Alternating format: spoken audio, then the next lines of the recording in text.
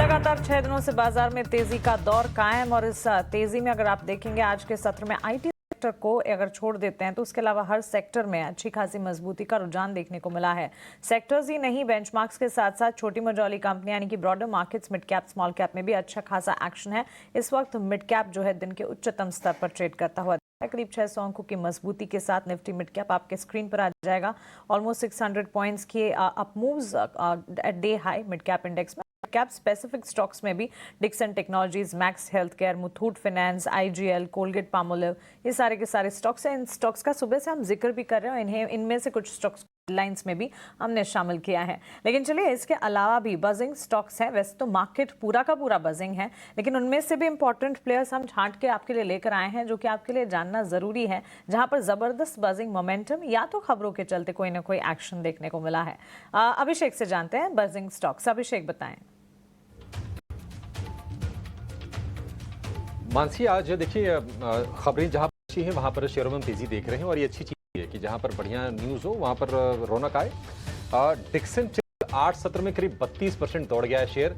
13,000 के नीचे था शेयर, ये अभी 16,500 रुपए के ऊपर जाकर कारोबार कर रहा है। और डिक्सन टेक को लेकर खबर यह है कि वियतनाम में जो गूगल पिक्सल फोन की जो मैन्युफैक्चरिंग करती है उसका एक बड़ा शेयर को ट्रांसफर हो सकता है और उसके बेनिफिशियरी होंगे डिक्सन टेक और एक दूसरी कंपनी फॉक्सकॉन, जिसका की प्लांट है तमिलनाडु में।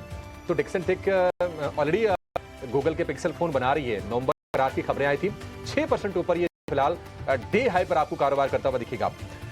इंडसइंड बैंक लगातार ये चला था शेयर लोअर लेवल से करीब 35% के आसपास से रिकवरी आ गई थी, लेकिन आज रिकवरी पर ब्रेक लग रही है। 4-5% के आसपास से गिरावट है क्योंकि खबर यह है कि इनके माइक्रो फाइनेंस कारोबार का ऑडिट कराया जा रहा है, जांच हो रही है और उसके चलते आज हम शेयर में प्रेशर देख रहे हैं। खबर को आगे भी समझेंगे। इसके अलावा अच्छे नतीजे आए हैं। महिंद्रा लॉजिस्टिक्स के आय में 8% बढ़त है। फार्म डिवीजन के हेड थे हेमंत सिक्का, उनको इसका सीईओ बनाया गया है कंपनी का। और चोला इन्वेस्टमेंट सीएलएसए का डाउनग्रेड आया है, होल्ड की रेटिंग कर दी है, टारगेट भी कट किए हैं और उसके चलते हम देख रहे हैं कि चोला इन्वेस्टमेंट में आज कमजोरी के साथ कारोबार हो रहा है। करीब 5% आपको नीचे शेयर दिखेगा। लेकिन कल हमने एएमसी शेयरों को बस करते हुए देखा, आज कंटिन्यूएशन हो रहा है यूटीआई एएमसी में, क्योंकि यूटीआई एएमसी ने ओएनडीसी के साथ एक करार किया है म्यूचुअल फंड्स के डिस्ट्रीब्यूशन के लिए। तो उसका बेनिफिट हम देख रहे हैं कि ये मिल रहा है। 3.5% ऊपर ये शेयर कारोबार कर रहा है। तो ये कुछ वो शेयर हैं जहां एक्शन तेज है, जिनके बारे में आप जानना चाहते हैं। आगे इस पर हम विस्तार से चर्चा भी करेंगे, लेकिन 2:05 होने वाले हैं। जरा ये समझ लेते हैं कि 6 दिन की जो तेजी निफ्टी में हुई है, क्या संकेत मिल रहे हैं, फायदा के आंकड़े किस तरह के हैं, पूरा सेटअप बताने के लिए डिम्पी के पास चलेंगे। डिम्पी, सिक्सर लग गया निफ्टी बैंक की तेजी, मतलब उस पर कोई ब्रेक लग नहीं रही है।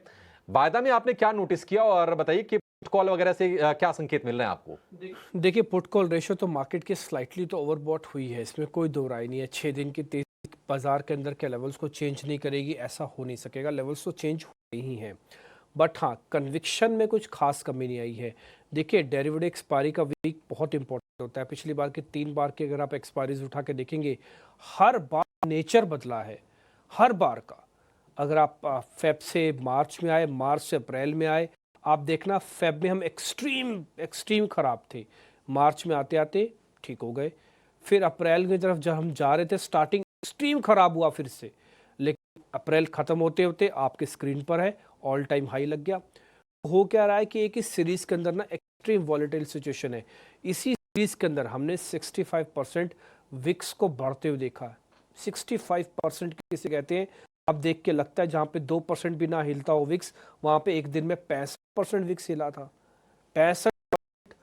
और आप इसी से कैसे अंदाजा लगा सकते हैं? देखिए, हम 50,000 के भी नीचे गए हुए हैं निफ्टी के अंदर, आज हम 55,000 को भी इंजॉय कर रहे हैं और एक ही महीने के अंदर हुआ है। ये कोई बहुत लंबा चौड़ा मैं आपके पीछे का दस्तावेज नहीं दे रहा हूँ, सिर्फ एक महीने के अंदर हुआ ऐसा। तो कहने का मेरे मतलब है, जब हम नई सीरीज के अंदर एंटर कर रहे हैं तो इस सीरीज के अंदर ये चेक करना पड़ता है कि हम कितने लाइट हैं या हम कितने स्ट्रांग हैं। अभी तक पोजीशंस काफ़ी लाइट हैं और अगर कोई भी गुड न्यूज़ आएगी तो मार्केट के पास और क्षमता है अभी चलने की, और कोई भी बैड न्यूज़ आएगी तो ये कहकर भी बाजार गिर सकता है कि अभी तो काफ़ी चला है, थोड़ी बहुत प्रॉफिट बुकिंग है, साइडवेज हो रहा है। अगर आप मेरे से डाटा स्टडी के बारे में पूछेंगे तो मैं बोलूँगा इस समय रिस्क रिवॉर्ड नहीं जम रहा। ऐसा नहीं कि बाजार चलेगा नहीं, बाजार चल सकता है। बट रिस्क रिवॉर्ड मार्केट का खराब हुआ है। ये कैसे पता लगा आपको रिस्क रिवॉर्ड खराब हुआ है? 3 चीज़ों से। पहला, डेरिवेटिव एक्सपायरी का पूरा प्रेशर इसी सीरीज के साथ में खत्म हो रहा है, अगली सीरीज में प्रेशर कंटिन्यू नहीं हो रहा। दूसरा, पुट कॉल रेशियो से पता लग रहा है कि बाजार में थोड़ा रुकना चाहिए, 1 के नीचे पीसीआर जाएगा तब वापस आना चाहिए। तीसरा, बड़े शेयरों में एचडीएफसी के बदौलत कब तक आप चलोगे? आपको और बड़ी चर्निंग की रिक्वायरमेंट है। ना तो ऑटो, ना तो आईटी, ना ही मेटल्स, इन सब में से किसी ने भी नया हाई नहीं बनाया, ना ही एफएमसीजी ने नया हाई बनाया। एक और चीज़ मैं आपको नोटिस कराता हूँ, जो लोग म्यूचुअल फंड्स में इन्वेस्टमेंट्स करके बैठे हैं, हम एटीएच की बात कर रहे हैं बैंक निफ्टी पर, लेकिन उनके पोर्टफोलियोज अभी भी 20-20, 25-25% नीचे हैं, क्योंकि समग्रता में बाइंग नहीं हुई है, कंसोलिडेशन में बाइंग नहीं हुआ। ये स्टैंड अलोन बैंक निफ्टी ने ही अपना दमखम शो किया है, तो इसलिए थोड़ा वेट एंड वॉच करने की मेरे हिसाब से ज़रूरत है। बाजार या तो यहाँ से कंसोलिडेट करेगा या थोड़ा बहुत चल सकता है, बट चलते समय आपको जो रिस्क रिवॉर्ड है वो ख़राब है, इसलिए मैं थोड़ा सा रोक रहा हूँ अपने आप को। हाँ, मैं बाजार ख़राब इसलिए भी नहीं मानूंगा क्योंकि अभी लेवल्स का प्रोटेक्शन है। मैं 2 लेवल्स के साथ कंपेयर कर देता हूँ, मेहमान हमारे साथ जुड़ जाएंगे, उनसे भी ज़रा बातचीत करना ज़्यादा बेहतर होगा। 24,000 और 23,800 ये 2 इंपॉर्टेंट सपोर्ट है। किसी वजह से हम 24,000 को टेस्ट करने के लिए पहुंचते हैं तो 200 पॉइंट और शेड कर देंगे, तो हम 24,000 और 24,200 23,800, ये आज 22 तारीख है, 23 और 24 तारीख के बीच बीच का बता रहा हूँ मैं आपको, अगले 2 दिन में। ठीक है, तो अगले 2 दिन में या तो 24,000 आ जाएगा, तो 23,800 भी आ सकता है, और अगर हम 24,200 के ऊपर क्लोज करते हैं तो अगले 2 दिन में 24,500 भी आ सकता है।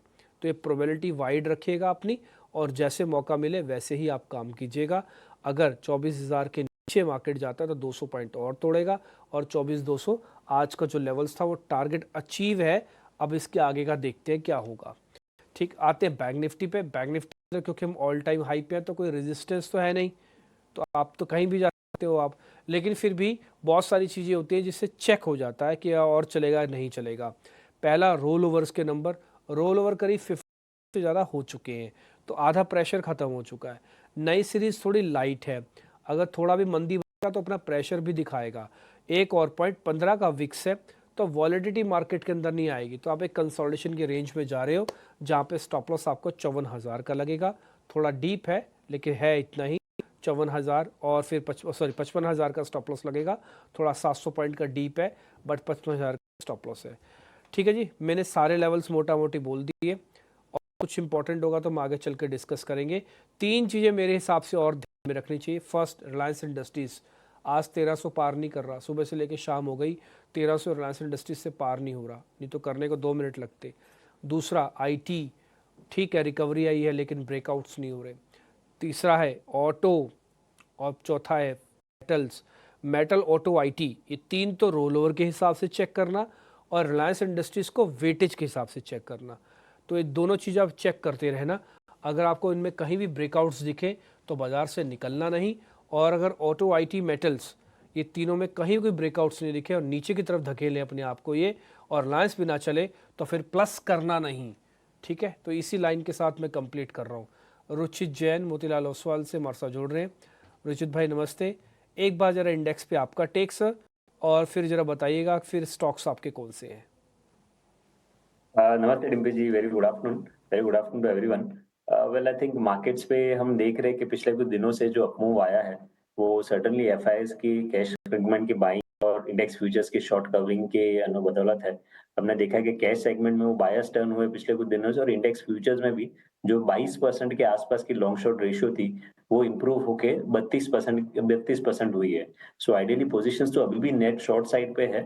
सो जो हमें लग रहा है कि ये एक्सपायरी तक और कम होगी, और शायद इस बार लॉन्ग रोल ओवर ज्यादा होगी compare to short roll overs जो हम पिछले कुछ सीरीज से देख रहे हैं। सो ओवरऑल ट्रेंड मार्केट का अभी भी पॉजिटिव है, बस मोमेंटम रीडिंग्स टेक्निकली थोड़े लोअर टाइम फ्रेम चार्ट पे ओवरबॉट जोन में है। सो जब मार्केट का ट्रेंड पॉजिटिव हो और ऐसे ओवरबॉट सेटअप्स हो तो हमें बाय ऑन डिप्स की रणनीति रखनी चाहिए इंडेक्स पे। सो कोई भी डिप मिलता है इंडेक्स में तो डिक्लाइन पे खरीदारी की मौके ढूंढे। 23,800 23,900 आई थिंक अच्छे सपोर्ट रहेंगे डिक्लाइन में इंडेक्स के लिए, जहां पे रिस्क रिवॉर्ड रेशियो शायद थोड़ा फेवरेबल वापस से बन सकते हैं। बट यस, यहाँ पे एक थीमेटिक अप्रोच अगर रखते हैं तो कुछ-कुछ सेक्टर्स हम देख रहे हैं कि काफ़ी अच्छे वॉल्यूम्स के साथ में रिवाइव हो रहे हैं रीसेंट करेक्शन के बाद में। तो आई थिंक काफ़ी बेटर अपॉर्च्युनिटीज़ अभी भी आप स्टॉक स्पेसिफिक या सेक्टर स्पेसिफिक अप्रोच रखते हैं, तो अच्छी अपॉर्च्युनिटीज़ अभी भी दिख रही है। बट इंडेक्स फ्रंट पे क्योंकि लोअर टाइम फ्रेम पे ओवरबॉट रीडिंग्स है, तो बाय एंड डिप्स की स्ट्रैटेजी रखनी चाहिए। ठीक है, बाइंग ऑन डिप्स तो इंडेक्स पे करना है, लेकिन स्टॉक स्पेसिफिक काम आप कर सकते हैं। तो रचित भाई, स्टॉक से जरा कीजिए शुरुआत। आज आपके शेयर कौन से हैं? खरीदारी की साइड एक तो हेवीवेट यूनिलीवर एचयूएल में खरीदारी की जाएगी। हमें लग रहा है कि एफएमसीजी ऐसे स्पेस लोअर लेवल से जो रिकवरी हम मार्च के सेकंड हाफ में देखी और उसके बाद कुछ हफ्ते 2 हफ्ते का कंसोलिडेशन देखा, वो अब फिर से अप मूव रिज्यूम कर सकता है और with in the FMCG space HUL ने काफी अच्छा कंसोलिडेशन अपने सपोर्ट्स के आसपास पिछले कुछ दिनों में दिखाया है। तो यहाँ पे हमें डाउनसाइड काफी लिमिटेड लग रहा है और इन केस ऑफ मार्केट में कुछ मोटे डिप्स भी आते हैं, तो आई डोंट थिंक एफएमसीजी में कुछ ऐसा मेजर सेल ऑफ देखने मिलेंगे। तो एचयूएल करंट लेवल्स पे 2340 के स्टॉप लॉस रख के खरीदारी करने की सलाह है 2470 के आसपास। और दूसरा एक स्पेस है कि जहाँ पे रिकवरी की एक अप मूव के साइंस रिसेंटली आए हैं, वो है रियलिटी स्पेस। तो एक बहुत बड़ा अंडर परफॉर्मेंस रहा है रियल एस्टेट सेक्टर और अभी इंटरेस्ट रेट कट के बाद में पिछले कुछ दिनों में हमने देखा है कि slow and gradual pull back move reality stocks में है। अब within the reality stocks अगर आप देखेंगे तो फिनिक्स मिल्स एक ऐसा स्टॉक रहा है जो करेक्टिव फेज में मंदी के समय में ये स्टॉक ने काफी अच्छा रिलेटिव आउट परफॉर्मेंस दिखाया था दूसरे स्टॉक के कंपेरेटिव में। मैं जस्ट आपको एक एग्जांपल, स्टॉक का जो बॉटम बना था, जो रीसेंट करेक्शन का बॉटम अगर आप देखेंगे, जो लो ये स्टॉक ने बनाया था, अगर अक्टूबर महीने से अब तक कंपेयर करेंगे तो वो अक्टूबर के एंड में ही था। राइट, सो जुलाई से I think real estate space correct हो रहा है, जुलाई 2024, और अक्टूबर में ये स्टॉक ने प्राइस का जो बॉटम बनाया था पूरे मंदी के फेज में वो लो ब्रेक ही नहीं हुआ। तो आप सोच सकते हैं कि जो रियल एस्टेट सेक्टर सबसे बड़ा अंडर परफॉर्मर रहा है इस करेक्टिव फेज में, वहां पे ये एक ऐसा स्टॉक है जो अक्टूबर के बाद नए लोज बना ही नहीं रहे। सो अब जब सेक्टर में थोड़ा रिवाइवल के चांसेस है, तो हमें लग रहा है कि एक अच्छा आउट परफॉर्मेंस फिनिक्स में एक्सपेक्ट करते हैं। तो करंट लेवल्स पे 1628 के स्टॉप लॉस के साथ खरीदारी की सलाह है 1800 के टारगेट्स के लिए। ठीक है, एक रियल एस्टेट का शेयर हो गया रुचि जी की तरफ से, फिनिक्स मिल्स, और दूसरा कंजम्पशन का शेयर हो गया। फिनिक्स मिल्स में अच्छी तेजी ऑलरेडी है, करीब 4% के आसपास की, 1800 रुपए के टारगेट है, और एचयूएल में करीब आप 1.5% के आसपास के मूव्स हैं, लेकिन 470 के टारगेट रुचि जी की तरफ से एचयूएल को लेकर है। 40 रुपए का स्टॉप लॉस आपको लगा के चलना है। दो के दो शेयर तेजी के, हमारे कुछ और एक्सपर्ट अभी जुड़ेंगे, लेकिन उसके पहले रुचि जी से एक बार एक राय चाहिए मैक्स हेल्थ को। मैक्स हेल्थ आज 5% के आसपास की तेजी है, लेकिन अगर हम पिछले मतलब 2-3-4 महीने भी अगर हम चेक करेंगे तो काफी ज्यादा वोलेटाइल रहा है, जिगजैग इसकी काफी ज्यादा लाइन दिखेगी। आप जरा बताइए कि मैक्स हेल्थ में ये आज की कन्विक्शन के लिहाज से आपको कितनी टिकाऊ दिख रही है? आई थिंक लग तो रहा है कि स्टॉक सस्टेन रहना चाहिए, क्योंकि पोजिशनली भी देखेंगे तो जो भी करेक्शंस ये वॉलेटिलिटी में आए हैं, स्टॉक ने अपने 200 दिन के मूविंग एवरेज पहले पोजिशनली ब्रेक नहीं किए थे, और पिछले 5 से ट्रेडिंग सेशन तो स्टॉक अपने 50 दिन के मूविंग एवरेज के आसपास एक सपोर्ट बेस ये स्टॉक ने बनाया है। तो 1060 काफी क्रूशियल सपोर्ट है, वो जब तक इंटैक्ट रखता है तब तक एक रिकवरी 1200 के आसपास तक के लेवल स्टॉक में एक्सपेक्ट किया जा सकता है।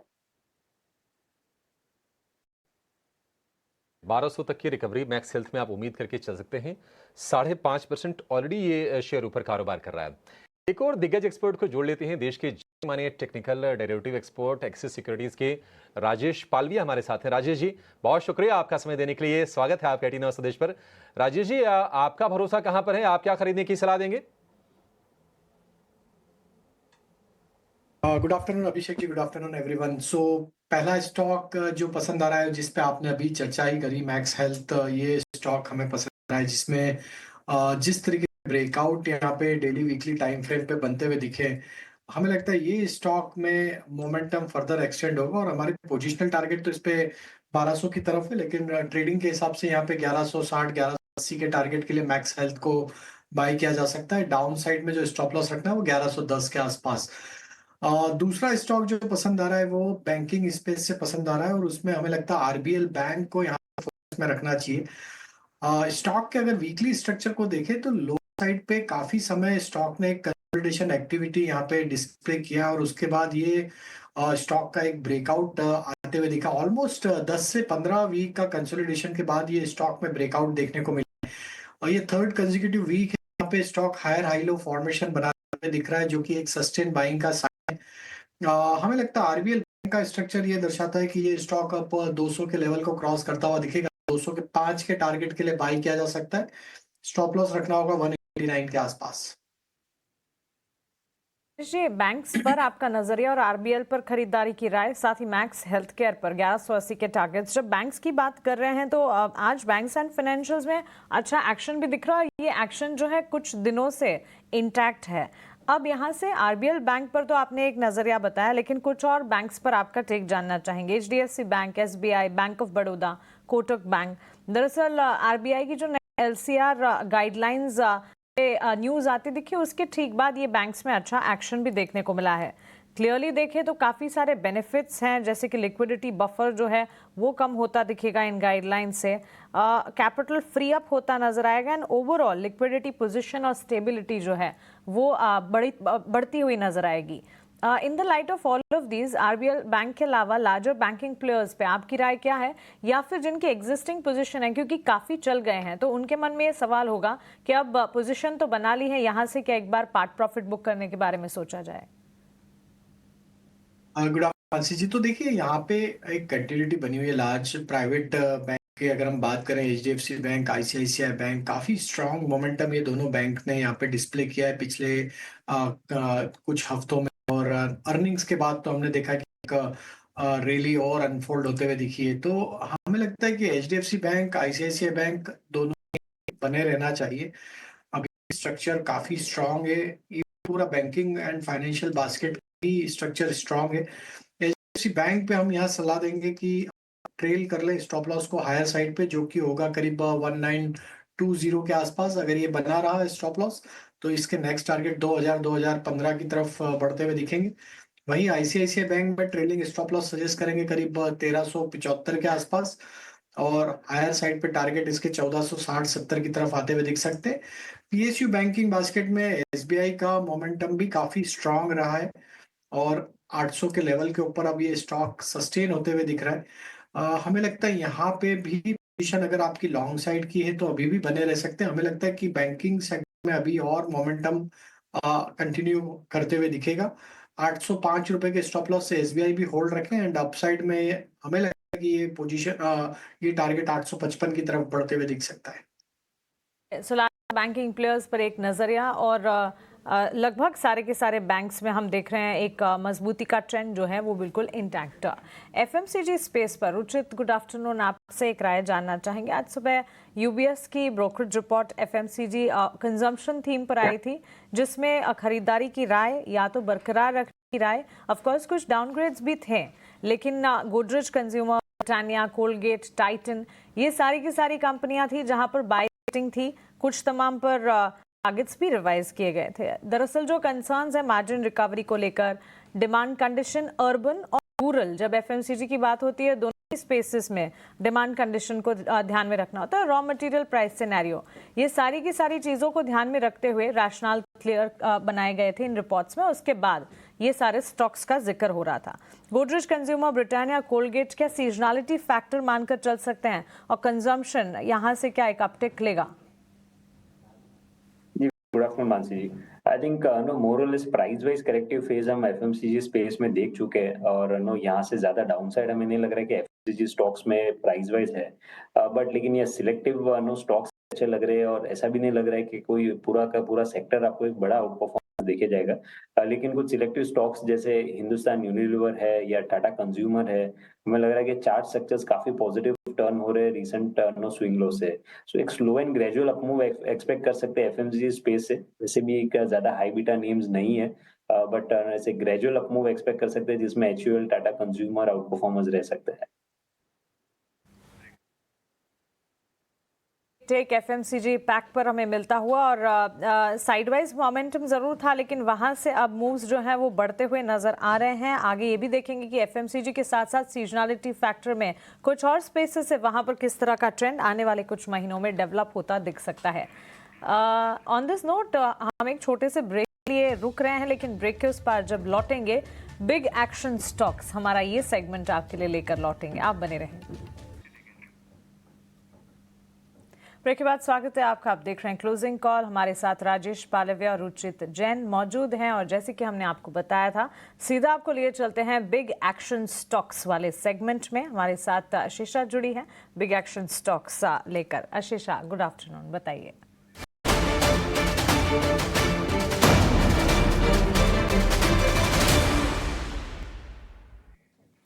बिल्कुल, आज बिग एक्शन स्टॉक्स में सबसे पहले बैंकिंग कंपनियों पर नजर डालेंगे। याद रखें, रिजर्व बैंक ऑफ इंडिया ने नई गाइडलाइंस निकाली है लिक्विडिटी कवरेज रेशियो यानी LCR के लिए, जिसके चलते लिक्विडिटी सिस्टम में बढ़ती हुई नजर आएगी। और इनफैक्ट ब्रोकरेज हाउसेस का ऐसा भी मानना है कि कंपनी के क्रेडिट ग्रोथ में करीब 140 से 160 बेसिस पॉइंट्स का अपटिक दिखेगा इस पर्टिकुलर मूव के चलते।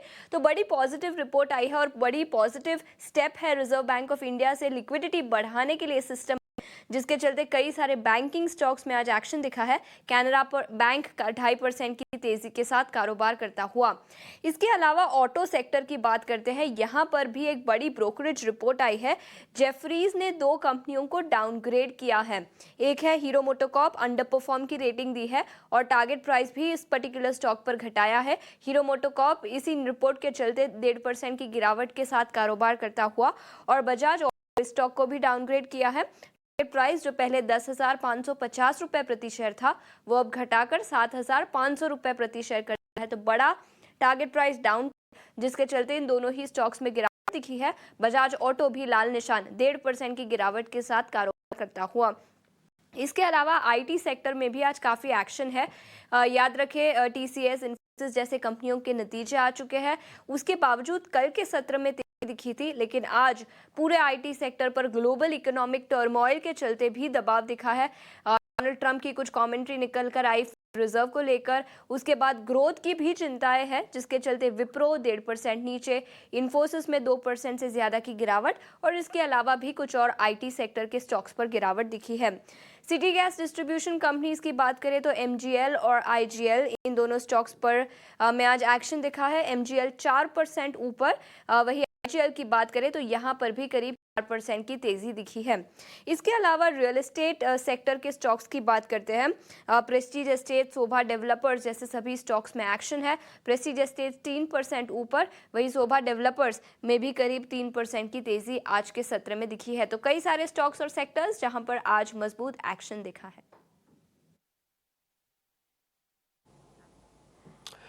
ठीक है शीशा, बहुत सारे शेयर्स आपने बता दिए, जहाँ जहाँ पे तेजी सब कुछ आपने नोटिस करवाया और जहाँ मंदी है वो भी नोटिस हुआ है। एक शेयर है जिसका नाम है रिलायंस इंडस्ट्री। मैंने कल भी, आज सुबह भी, आज इनफैक्ट आपको नोटिस करवाया और आप अभी भी देखेंगे तो ये चल नहीं रहा। राजेश सर, ये कब चलेगा? रिलायंस इंडस्ट्रीज का बाजार इधर से उधर हो गया, इसने 100 रुपये तोड़े नहीं, 100 रुपये जोड़े नहीं। देखिए, काफी समय से स्टॉक एक रेंज में ही फंसा हुआ है। स्टॉक की जो पुल बैक बना है लोअर साइड से, ये अब अपने एक मल्टीपल सप्लाई जोन के आसपास वापस थोड़ा सप्लाई प्रेशर और थमता दिख रहा है ये मोमेंटम। इसके लिए मेजर ब्रेकआउट लेवल 1320 के ऊपर है। जब तक ये 1320 के लेवल को क्रॉस नहीं करता है वीकली क्लोज बेसिस पे, तो थोड़ा हमें लगता है कंसोलिडेशन का फेज रहेगा स्टॉक में। अभी भी 1250 से 1320 एक रेंज रहेगी।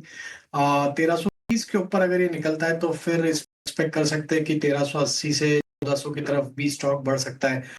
बट जिस तरीके का प्राइस एक्शन देखा है हमने compare to other market participants, हमें लगता है अभी थोड़ा और कंसोलिडेट करेगा। मे बी अर्निंग्स में कुछ अगर ट्रिगर मिलता है तो ये स्टॉक में हमें लगता है ब्रेकआउट करने में कामयाब होगा 1320 का, एंड देन फिर ये रैली एक्सटेंड होते हुए दिख सकती है।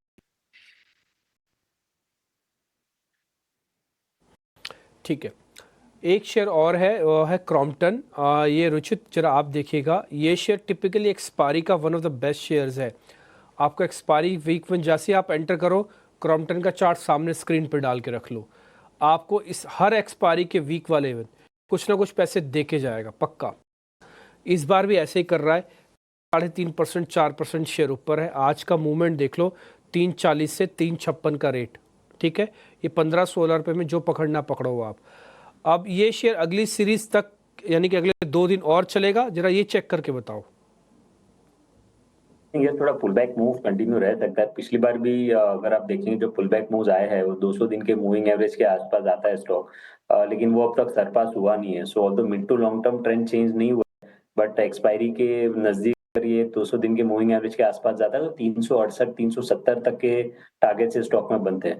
तो 368 370 के लेवल्स एक्सपेक्ट किए जा सकते हैं।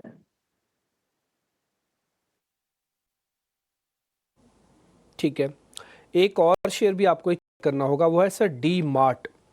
रुचित, ये भी इस सीरीज़ के अंदर फर्स्ट हाफ इसका थोड़ा साइडवेज था, लेकिन सेकंड हाफ काफ़ी अच्छा रहा इस सीरीज़ का। अगली सीरीज़ में रोल ओवर की कॉस्टिंग पे करके मैं इसमें एंट्री कर जाऊं या फिर अभी छेड़छाड़ ना करूं, सौदा काटूं, प्रॉफिट बुक करूं, बैठ जाऊं? कोई एग्जिस्टिंग पोजीशंस है तो वो होल्ड करके रोल ओवर की जा सकती है। सो क्योंकि स्टॉक में ऊपर 4600 4650 ये रेंज तक का मूव एक्सटेंड होना चाहिए, वरना फ्रेश बाइंग के लिए स्टॉप लॉसेस काफी डीप है। पिछले 7 दिनों में ऑलरेडी स्टॉक ने काफी अच्छा मूव दे दिया है। सो अगर कोई फ्रेश बाइंग के लिए एंट्री करने के लिए सेटअप के लिए अगर देख रहे हैं तो मैं वेट करने की सलाह दूंगा, बट अगर कोई एग्जिस्टिंग पोजीशंस है तो होल्ड की जा सकती है। पोजीशन आपकी है तो होल्ड कर सकते हैं। एवेन्यू सुपरमार्ट में अच्छी तेजी देखी है। अप्रैल की बात करें तो बढ़िया रफ्तार ये शेयर चला है और फिलहाल 4,500 रुपये के आसपास के प्राइसेस हैं। अप्रैल में एक और शेयर अच्छे से चला है राजेश जी, और वो है कैनरा बैंक का। बढ़िया रिटर्न कमा के दिए हैं, सरकारी बैंक है और आरबीआई ने जो LCR यानी कि लिक्विडिटी रेशियो को लेकर जो राहत दी है उसका बेनिफिशियरी भी है। कैनरा बैंक 100 रुपये के ऊपर चल गया है। 100 रुपये के ऊपर कितनी तेजी बाकी है राजेश जी, और क्या नया सौदा ले सकते हैं यहाँ से? आई थिंक स्ट्रॉन्ग ब्रेकआउट देखने को मिला वीकली चार्ट पे, और जिस तरीके के स्ट्रक्चर यहाँ बनते हुए दिख रहे हैं डेली वीकली टाइम फ्रेम पे, यस यहाँ पे हमें लगता है कि 108 110 की तरफ भी मोमेंटम एक्सटेंड होते हुए दिखेगा। तो जिन्होंने ऑलरेडी लिया हुआ ट्रेड वो तो बने रहे, स्टॉप लॉस यहाँ पे ट्रेल कर ले। अब 97 के आसपास फ्रेश ट्रेड भी लिया जा सकता है। थोड़ा सा पोजिशनल पर्सपेक्टिव रखना होगा क्योंकि थोड़ा स्लो मूवर स्टॉक है। सो 108 110 के मोमेंटम के लिए हमें लगता है यहाँ पे फ्रेश लॉन्ग भी ट्रेड लिया जा सकता है। 108 110 के लिए नया ट्रेड भी आप कैनरा बैंक के शेयर में ले सकते हैं। पावर शेयरों में तेजी का जो पावरफुल मूव है वो जारी है। हालांकि आज थोड़ी सी तेजी कल के मुकाबले है, लेकिन NHPC हो गया, SJVN, ये शेयर आज चल रहे हैं। और इसके अलावा जो पावर से रिलेटेड जो सेगमेंट है AC वाला, जिसमें कि वोल्टास, ब्लू स्टार, हेवल्स, ये शेयर भी चल रहे हैं। राजेश जी, कई बार आपने पहले ही बताया पावर स्टॉक्स, फिर से जरा बता दीजिए कि आपके लिस्ट में पावर वाले खेमे से कौन से हैं जो क्वालिफाई करते हैं तेज रनअप के लिए? तो देखिए, आज छोटी पावर रिलेटेड कंपनियां लाइक SJVN हमें पसंद आ रहा है। फिर यहाँ पे अगर हम देखें तो पावर स्पेस पे हमें टाटा पावर पे भी हमारा व्यू बुलिश ही है। एंड NTPC, ये 3 स्टॉक हमें पसंद है। एंड फोर्थ वन देखें तो पावर ग्रिड। तो ये चारों स्टॉक्स पे अभी टेक्निकल सेटअप पे देखें तो चारों स्टॉक्स का टेक्निकल सेटअप अभी बुलिश है। SJVN में हमें लगता है ये 100 रुपए के ऊपर सस्टेन होगा, तो इसका नेक्स्ट टारगेट 108 की तरफ बन सकता है। तो जिस तरीके के ब्रेकआउट यहाँ पे एक फॉलिंग चैनल का दिया है स्टॉक ने वीकली चार्ट पे, ये दिखाता है कि एक ट्रेंड रिवर्सल के साइन है और कहीं ना कहीं स्टॉक में एक अच्छा मोमेंटम एक्सटेंड होगा। तो SJVN बाय किया जा सकता है with stop loss of 97। Tata power में व्यू बुलिश है, एक मल्टीपल सप्लाई जोन का ऑलरेडी ब्रेकआउट यहाँ पे डेली चार्ट पे स्टॉक होल्ड आउट कर रहा है। तो हमें यहाँ पे 384 के स्टॉप लॉस से पोजीशन बनाई जा सकती है। अपसाइड के टारगेट 415 की तरफ आते हुए दिख सकते हैं। वहीं अगर हम देखें तो NTPC पे भी हमारा व्यू बुलिश है। NTPC में भी थोड़ा सा पोजिशनल पर्सपेक्टिव रखें तो 352 के स्टॉप लॉस से बाय एंड एक्यूमुलेट किया जा सकता है। हायर साइड पे 375 380 की तरफ ये स्टॉक पोजिशनली मूव होते हुए दिख सकता है।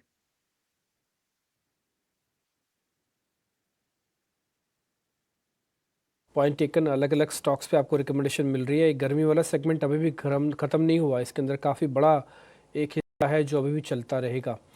उचित, आप गोल्ड के प्राइजेस को भी ट्रैक कर रहे हो क्या? अगर आप गोल्ड के प्राइजेस को ट्रैक कर रहे हो, काफ़ी सारे लोग ये जानना चाहते हैं कि 1 लाख का होने के बाद और कहाँ तक पहुँचेगा, और आप उसको इक्विटी से भी कनेक्ट करते होगे किसी ना किसी रूप में। रुचित, आपकी कोई स्टडी है क्या इस पे, गोल्ड प्राइजेस और प्लस इक्विटी मार्केट्स का कनेक्शन? जैसे गोल्ड प्राइजेस ऊपर गए हैं डेफिनेटली, ऐसा आई डोंट थिंक कोई भी ऐसा रहेगा जो एटलीस्ट वो नजर ना गई जिसकी उन पे। सो ट्रेंड अगर हम देखें तो ट्रेंड तो नो डाउट अभी भी पॉजिटिव है, और जैसे मोमेंटम हम देख रहे हैं यहाँ पे, तो अभी भी कोई रिवर्सल के साइंस है नहीं यहाँ पे। सो मेरे हिसाब से तो नो गोल्ड में जो तेजी है वो थोड़ी सी और कंटिन्यू वहाँ पे रह सकती है, कोई जब तक कोई रिवर्सल के साइंस नहीं आते तब तक कोई no contra trades just because वो 1 लाख का साइकोलॉजिकल लेवल के आसपास आए हैं। सो आई डोंट थिंक वो जस्ट एक रीजन रहना चाहिए कोई भी कॉन्ट्रा ट्रेड उसमें लेने के लिए। अब जहां तक इक्विटी के साथ कंपैरिजन का सवाल है, सो अगर हम हिस्टोरिकली देखें तो ऐसे कोई भी कंसिस्टेंट फेजेस नहीं रहे कि नो गोल्ड में तेजी के कारण इक्विटी में मंदी आए हो। काफी बार हमने देखा ऐसा लेता है जब लिक्विडिटी मार्केट्स में काफी स्ट्रांग रहती है, right, so overall no market में तो पैसा कहीं कहीं पे भी चेस करता है, जैसे precious metal such as gold, और उसी समय इक्विटीज में भी नो तेजी कंटिन्यू रह सकती है। सो आई थिंक इसका मोर लेना देना जो मैं जो नो कंपेयर कर रहा हूँ डॉलर इंडेक्स के साथ में कर रहा हूँ, जो डॉलर इंडेक्स के में करेक्शन हमने 110 109 के आसपास के हाई लगाने के बाद 98 के आसपास आया है। आई थिंक ये मेन रीजन है कि जो हम नो ये गोल्ड में इतनी बड़ी तेजी देख रहे हैं। सो फिलहाल तो डॉलर इंडेक्स में अभी भी डाउन मूव या know at least consolidation lower levels पे होता हुआ नजर आ रहा है। सो जब तक डॉलर इंडेक्स में फिर से कोई तेजी के साइंस नहीं बनेंगे, लग तो नहीं रहा है कि गोल्ड में भी कोई मंदी के साइंस बनेंगे। सो और नो सामने अगर इक्विटी मार्केट्स देखे स्पेशली इंडियन मार्केट्स में, तो हमें ऑलरेडी तेजी के फेज की शुरुआत नो रिसेंट लो से कर चुका है। सो पॉसिबल है कि पिछले कुछ दिनों में हमने जो देखा है कि गोल्ड में भी तेजी है और हमारी इक्विटी मार्केट में भी तेजी है, आई थिंक ये आगे भी कंटिन्यू रह सकता है। ठीक है, तो गोल्ड की स्टडी आपकी ये कहती है कि आगे भी कंटिन्यू रह सकता है। दूसरी बात आपने ये बताई कि डॉलर इंडेक्स को चेक करो, जब तक डॉलर इंडेक्स वापस तेज़ नहीं होता गोल्ड की रुकेगी नहीं, यानी कि जो तेज़ी है ये चलती रह सकती है। तीसरी आपने इंपॉर्टेंट बात बोली कि अगर आप इसको मार्केट से कनेक्ट करना चाहें तो ये मार्केट के रेसिप्रोकल नहीं है, ये तीसरा पॉइंट है। और एक और चौथा पॉइंट है, मेरे को लग रहा है गोल्ड की सारी कंपनीज अपने आप में री रेटिंग हो जाएंगी, चाहे वो फाइनेंसिंग की कंपनीज हों चाहे वो प्लेज की कंपनीज हों वो सब के सब री रेट हो जाएंगी, जज ज्वेलरी की कंपनीज क्यों ना हो, क्योंकि गोल्ड के प्राइजेस ऐतिहासिक रूप से हमने कभी नहीं देखे जो इस बार देखने को मिल रहे हैं। लेकिन हाँ, ये अपने आप में एक पूरा कंप्लीट सब्जेक्ट है, कंप्लीट यूनिवर्स है जो नज़रअंदाज नहीं किया जा सकता। अब एक दो शेयर मैं बताने से पहले एक बार बताता हूँ कि मार्केट में यानी कि निफ्टी पे अब बढ़त सिर्फ 50 पॉइंट की ही रह गई है, सिर्फ 50 पॉइंट की बढ़त है और 24,175 के आसपास अभी हम चल रहे हैं। तो लेवल्स की आज बड़ी इंपॉर्टेंस है। आज हम 24,200 के कितनी दूरी और कितनी पास बंद होते हैं ये अगले 2 दिन आपको और डायरेक्ट गाइडेंस के तौर पर बनेगा। तो इसलिए आज 24,000 के ऊपर या 24,000 के इर्द गिर्द बंद होना बाजार के अंदर तेज़ी का सूचक होगा, और 24,200 के दूरी से बंद होना बाजार के अंदर हल्की सी कंसोलिडेशन का सूचक हो सकता है। आगे बढ़े, एक दो शेयर जरा और चेक करा लेते हैं, फिर मैं आपके सामने एचसीएल टेक का एक प्रीव्यू भी रखूंगा, इसमें कैसे नंबर्स आ रहे हैं ये भी आप देख पाएंगे। एक मंदी का शेयर चेक कराता हूँ राजेश सर से। राजेश सर जरा इन्फोसिस चेक करो तो टिल सीरीज तक तो कोई ना पंगे ले, अगर अगली सीरीज में मौका मिलता है तो अगली सीरीज में प्लस करें क्या? मैं 24 तारीख तक देख सकता हूँ, आज का दिन और परसों का दिन देख सकता हूँ। अगर सब कुछ ठीक रहा, एक लेवल बता दो, तो फिर मैं अगली सीरीज में शायद आईटी प्लस करूं। तो देखिए, इन्फोसिस के ऑलरेडी नंबर तो आ चुके हैं, लेकिन फिर भी जो पुल बैक बना था पोस्ट नंबर, वो कहीं ना कहीं हायर साइड पे अभी भी सप्लाई बनी हुई है स्टॉक में। हमें लगता है सीरीज की ये एक्सपायरी तक तो थोड़ा रुकना चाहिए, क्योंकि ये एक अपने क्रिटिकल सपोर्ट एरिया के आसपास ही ट्रेड कर रहा है, और आईटी में अभी भी देखें तो सस्टेन बाइंग नहीं देखने को मिली, अभी भी एब्सेंट। तो हमें लगता है कि सीरीज में अगर थोड़ा भी निफ्टी यहाँ से करेक्ट होता है तो हमें लगता है आईटी ही वो सेक्टर होगा जो थोड़ा दबाव निफ्टी में बना दिखेगा टुवर्ड्स एक्सपायरी। तो 1400 के लेवल को क्लोजली वॉच करना चाहिए। अगर एक्सपायरी तक ये 1400 के लेवल को नहीं तोड़ता है तो ही प्लस करना चाहिए। अगर 1400 के नीचे फिसलता है तो फिर हो सकता है कि ये स्टॉक में 1365 1360 की तरफ भी दबाव देखने को मिले, तो अभी थोड़ा अवॉइड करेंगे। एक्सपायरी में एक बार बस रिव्यू करेंगे 1400 के लेवल को डिफेंड करता है या नहीं। और रुक जाते हैं कोई जल्दबाजी ना करें, 2 दिन और डाल दो सीरीज के, फिर नई सीरीज नए तरीके से इन्फोसिस को चेक करेंगे या फिर सभी बड़ी आईटी कंपनीज को चेक करेंगे।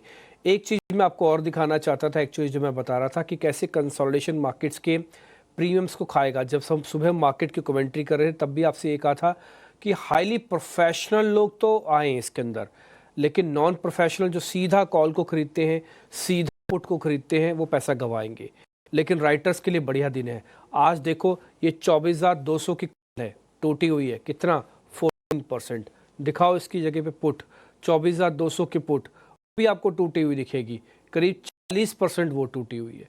तो दोनों का पैसा एक ही टेबल पे बैठे हुए एक ही स्ट्राइक को चेस कर रहे होंगे, तो दोनों ही पैसा तोड़ रहे होंगे ना। ये 24,200 की कॉल और 24,200 की पुट दोनों से पैसा चल रहा है। ये बताने के लिए सफिशिएंट है कि कैसे मार्केट कंसोलिडेशन आके दोनों आदमियों से पैसा खाता जाएगा। और आप कल जब नंबर देखें इंडेक्स ऑप्शंस के तो आपको नंबर एबनॉर्मल भी दिखेंगे। तो इसलिए थोड़ा सावधान रहना, हाईली प्रोफेशनल हो तभी ऑप्शंस के अंदर उतरना, नहीं तो यही एक्सपायरी वाले वीक ऑप्शंस खा जाती हैं, आपके सारी कमाई को खा जाएंगी। आज कोई नहीं कह सकता कि कॉल वाला कहेगा मैं पैसे कमा रहा हूँ, पुट वाला कहेगा मैं पैसे कमा रहा हूँ, दोनों कमा रहे हैं। कुणाल परार मेरे को स्क्रीन दिख रहे हैं। कुणाल सर नमस्ते, थैंक यू वेरी मच समय देने के लिए। सर बताइए आपके कॉल्स कौन सी है? वेल गुड आफ्टरनून सर आपको। एंड दो स्टॉक की बात करें तो दो स्टॉक में आज के दिन में ब्रेकआउट भी देखने को मिला है। सबसे पहला जो स्टॉक है टेक्समैको 150 राउंड ये स्टॉक ट्रेड कर रहा है और पिछले कई दिनों का जो रेंज था उसका ब्रेकआउट आज के दिन में हमें देखने को मिला है। तो टेक्समैको रियल यहाँ से खरीदारी करके चलने की सलाह है। 150 के अराउंड स्टॉक ट्रेड कर रहा है। लो लेवल पे 141 का हम यहाँ पे ऐसे मेंटेन करके चलेंगे। टारगेट जो है वो 157 का है, जो का पहले एक बॉटम था, फिर अभी एक रेजिस्टेंस बन चुका है और 157 जैसे ही क्रॉस करेंगे आपको 168 तक के लेवल दिखाने के लिए रेडी हो जाएगा।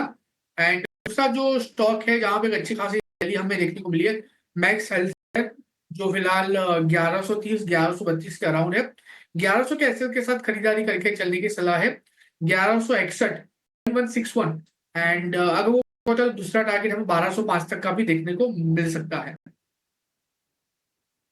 हेल्थ केयर दो एक्सपर्ट्स की पसंद बनता हुआ स्टॉक में लगातार हम देख रहे हैं मजबूती का ट्रेंड, 5.5% की तेजी है और अब कुणाल के भी रेडार पर 161 पहला टारगेट, उसके बाद 1200 के ऊपर जाने का दमखम रखता हुआ 11 का स्टॉप लॉस जरूर मेंटेन कीजिएगा। डिक्सन टेक्नोलॉजीज के स्टॉक को एक बार देखते हैं। आज बढ़िया देखने को मिली है और ये तेजी सिर्फ ये नहीं है, पिछले 4-5 सेशन, पिछले 8 सेशंस को अगर आप देखेंगे तो ऑलमोस्ट 32% तक की तेजी डिक्सन टेक्नोलॉजीज के स्टॉक ने दिखाई है। तेजी के पीछे की वजह भी है और कुछ न्यूज़ फ्लोज भी है, कुछ डेवलपमेंट्स हुए हैं कंपनी में जिसके चलते ये मजबूती का ट्रेंड है। आइए वो डेवलपमेंट्स वरुण से समझते हैं। वरुण बताइए। तो डिक्सन टेक के स्टॉक में अगर आप देखेंगे भरपूर तेजी देखने मिल रही है। पिछले कुछ दिनों में अगर आप देखेंगे तो इनफैक्ट पिछले 8 दिनों में अगर आप देखेंगे तो 30% से ज़्यादा की रैली जो है ये स्टॉक दिखा चुका है और फिर से एक बार इस कंपनी का मार्केट कैप जो है वो 1 लाख करोड़ के पार जा चुका है। नो डाउट अपने हाई से अभी भी ये स्टॉक 13-14% नीचे है, लेकिन पिछले कुछ दिनों से अगर आप देखेंगे इनफैक्ट करीब 13,000 के लेवल से चलना शुरू हुआ था और अब 16,000 के ऊपर जो है वो ये स्टॉक ट्रेड कर रहा है और अपने technical levels 50 DMA, 100 DMA, 200 DMA जो है उसको भी ये स्टॉक ब्रेक कर चुका है। इस तरह की तेजी देखने मिल रही है। अब इसका एक बड़ा कारण है वियतनाम, क्योंकि अगर आप देखेंगे तो जैसे ही डोनाल्ड ट्रंप का ट्रेड वॉर शुरू हुआ, सबसे बड़ा उन्होंने जो टैरिफ लगाया चाइना के बाद अगर आप देखेंगे तो वियतनाम पे उन्होंने कहा कि करीब 46% के आसपास का टैरिफ जो है वो वहाँ पे लगा है। तो अब वियतनाम से डिक्सन का क्या लेना देना, क्या इनके वहाँ पे फैक्ट्री है? नहीं, लेकिन हाँ गूगल पिक इस प्रोडक्ट को अगर आप देखेंगे तो इसको भारत में बनाया जाता है और वियतनाम में काफ़ी बड़ा प्रोडक्शन जो है वो इस प्रोडक्ट का होता है। और अब देखिए गूगल की जो पेरेंट कंपनी है अल्फाबेट, वो चाहती है कि क्योंकि अनसर्टेनिटी है तो अपना पूरा का पूरा जो सप्लाई चेन है उसको मैनेज करने के लिए खबरें ये आ रही है कि वो चाहते हैं कि अपना प्रोडक्शन जो है वो शिफ्ट किया जाए कहीं ना कहीं दूसरे देशों में। और अगर दूसरा देश वो ढूंढने जाएंगे उनके पास सबसे बढ़िया ऑप्शन अगर कोई होगा तो वो भारत होगा। क्यों? क्योंकि भारत में ऑलरेडी डिक्सन और फॉक्सकॉन जो है वो इस प्रोडक्ट का प्रोडक्शन जो है वो करते हैं। हालांकि जो भारत में प्रोडक्शन होता है वो भारत में यूज़ होता है, उसकी सप्लाई जो है वो भारत में होती है, नहीं होती। लेकिन अगर वो अपना सप्लाई चेन मैनेज करना चाहते हैं तो खबरें ऐसी है कि वो भारत की तरफ रुख कर सकते हैं। डिक्सन को अगर आप देखें तो नोएडा में, और फॉक्सकॉन जो है वो तमिलनाडु में जो पिक्सल के फ़ोन हैं उनको बनाता है, और डिक्सन जो है वो नए मॉडल बनाता है और फॉक्सकॉन जो है वो पुराने मॉडल्स बनाता है। इनफैक्ट नवंबर में अगर आप देखेंगे तो डिक्सन की सब्सिडरी जो है पैजेट, इन्होंने गूगल के साथ एक करार भी कर लिया था। तो अब लोग ये मान के चल रहे हैं कि वियतनाम पे टैरिफ बढ़ा है उसके चलते अल्फाबेट अपने प्रोडक्शन को शिफ्ट करेगा, और हो सकता है बड़ा शिफ्ट आपको भारत की तरफ देखने मिले। अगर भारत में ये शिफ्ट होता है तो जाहिर सी बात है डिक्सन को इसका फायदा होगा, क्योंकि भारत में गूगल के जो प्रोडक्ट्स बनते हैं उसमें से, यानी कि जो पिक्सल बनता है उसमें से 70% प्रोडक्शन जो है वो दरअसल डिक्सन टेक ही करता है। तो हम जो लगातार कहते थे कि टैरिफ वॉर, ट्रेड वॉर का एक बड़ा फायदा शायद भारत को मिल सकता है, उसका जो पहला चरण है या फिर पहला पॉइंट है वो यहाँ दिखाई दे रहा है, जहाँ पे शायद गूगल का पिक्सल का प्रोडक्शन जो है भारत की तरफ शिफ्ट हो। और इसके लिए आप देख रहे हैं कि डिक्सन टेक जो कि भारत में ऑलरेडी बनाता है ये प्रोडक्ट, हालांकि इसके प्रोडक्ट भारत में यूज़ होते हैं लेकिन इसके स्टॉक प्राइस में उसका रिफ्लेक्शन शुरू हो चुका है। बिल्कुल वरुण, शुक्रिया ये इंटरेस्टिंग डिटेल्स हमें बताने के लिए। तो एक एंटिसिपेशन है और उस एंटिसिपेशन के चलते स्टॉक में ज़बरदस्त एक्शन देखने को मिला है। सूत्रों के हवाले से फिलहाल तो ये खबर है गूगल पिक्सल फ़ोन का प्रोडक्शन जो है उसकी शिफ्ट की खबर, और शिफ्ट अगर होता है वियतनाम से तो अगर भारत को अगला ऑप्शन या ऑल्टरनेटिव चुना जाएगा फिर इसका क्लियर कट इम्पैक्ट है जो कि पड़ता दिख सकता है। स्टॉक में ज़बरदस्त एक्शन है। अगर इनके फंडामेंटल्स भी देखें, पिछले क्वार्टर्स में भी कंपनी ने अच्छे खासे नतीजे पोस्ट किए, आने वाले क्वार्टर में भी, इनफैक्ट ये करंट रिजल्ट सीजन में भी अच्छे रिजल्ट पोस्ट करने के अनुमान है। Good profit growth CAGR basis पर सालाना आधार पर करीब 42% का पिछले 5 सालों में कंपनी ने दिखाया है, और साथ ही सेल्स ग्रोथ के आंकड़े काफी दुरुस्त नजर आते हैं। डिक्सन टेक्नोलॉजी पर नजर जरूर होनी चाहिए। हमने एक्सपर्ट से थोड़ी देर पहले इस पर विस्तार से बातचीत भी की, लेकिन consumer electronic space, household appliances पर भी नजर जा रही है। वोल्टास को अगर देखें 2% तेजी के साथ ये स्टॉक ट्रेड करता हुआ, वहीं हैवेल्स इंडिया के स्टॉक को भी देखना चाहिए। आज तो इनफैक्ट हैवेल्स के नंबर्स हैं, नतीजों से ठीक पहले हम देख रहे हैं स्टॉक में एक मोमेंटम है। कंज्यूमर इलेक्ट्रॉनिक स्पेस में रोहित, आपकी राय क्या होगी? सीजनलिटी फैक्टर है इन दिनों, जिस तरह से सीजन वेदर पैटर्न्स चेंज हो रहे हैं, इन स्टॉक्स से जुड़े ऑर्गेनाइजेशंस, कंपनी, इनकी प्रोडक्ट की डिमांड्स लगातार बढ़ेगी।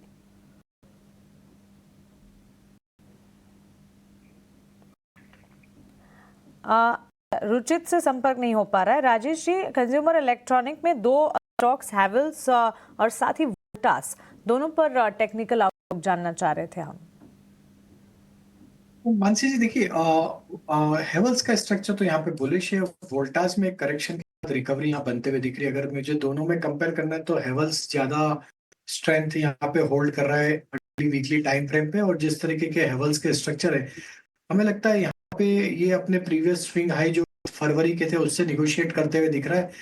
1675 के ऊपर ये स्टॉक अगर निकलता है तो फिर इसके जो नेक्स्ट टारगेट बनेंगे वो करीब 1750-1800 की तरफ भी आते हुए दिख सकते हैं। एट दिस मोमेंट भी पोजीशन बनाई, जिनके पास पोजीशन है होल्ड रखें, 1630 के आसपास का स्टॉप लॉस रखें। एंड हेवल्स में हमारा व्यू बुलिश है, एंड वोल्टास में भी एक रिकवरी के साइन जरूर बने हैं। इस रिकवरी में स्टॉक ने जो एक इसका सप्लाई जोन था उसको तो क्रॉस किया, नियर टर्म चार्ट पे वो था करीब 1324 के ऊपर।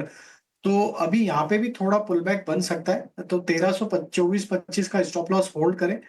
एंड यहाँ पे हमें लगता है कि जैसे ये स्टॉक 1350 जो कि इसका 50 डे मूविंग एवरेज अगर उसको सरपास करता है तो फिर ये स्टॉक भी 1400-1420 की तरफ बढ़ते हुए दिखेगा। तो 12024 के स्टॉप लॉस से पोजीशन भी होल्ड रखी जा सकती है। तो चलिए, हैवेल्स, वोल्टास पॉजिटिव मोमेंटम, और यहाँ पर अगर पोजीशन है उस एक्ट रखा जाए, मजबूती का ट्रेंड है और ट्रेंड जो है आगे बढ़ रहा है। हैवेल्स नतीजों से पहले एक मूवमेंट दिखा रहा है, और नतीजे ठीक बात किस तरह के सेंटिमेंट्स डेवलप होते हैं इस पर भी नजर रखनी होगी। लेकिन चलिए हम अगले सेगमेंट ऑप्शन के चैंपियन की तरफ बढ़ते हैं।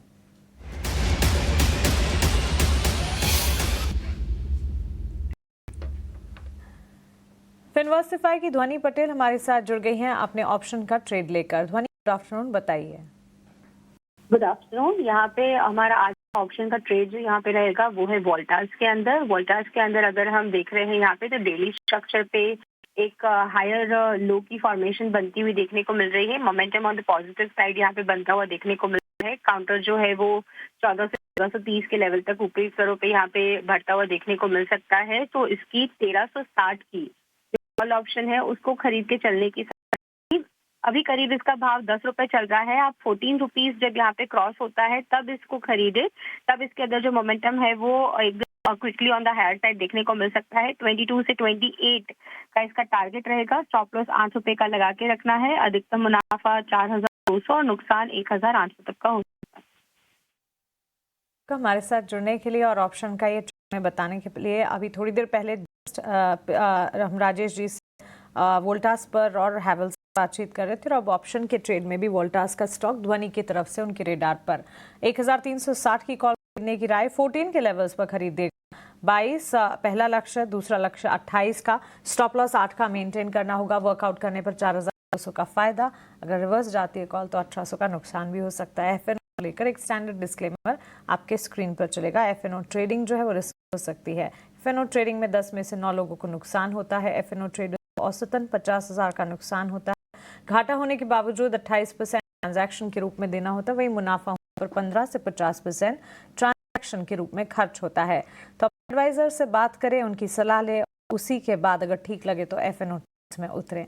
ऑन दिस नोट एक छोटे से हम रुक रहे हैं। यूं गए और यूं आए, आते रहें।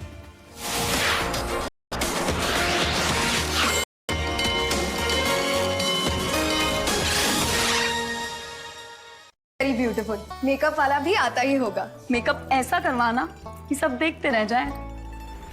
भरोसा रखो मैडम, ऐसा मेकअप करूंगा कि सबके होश उड़ जाएंगे।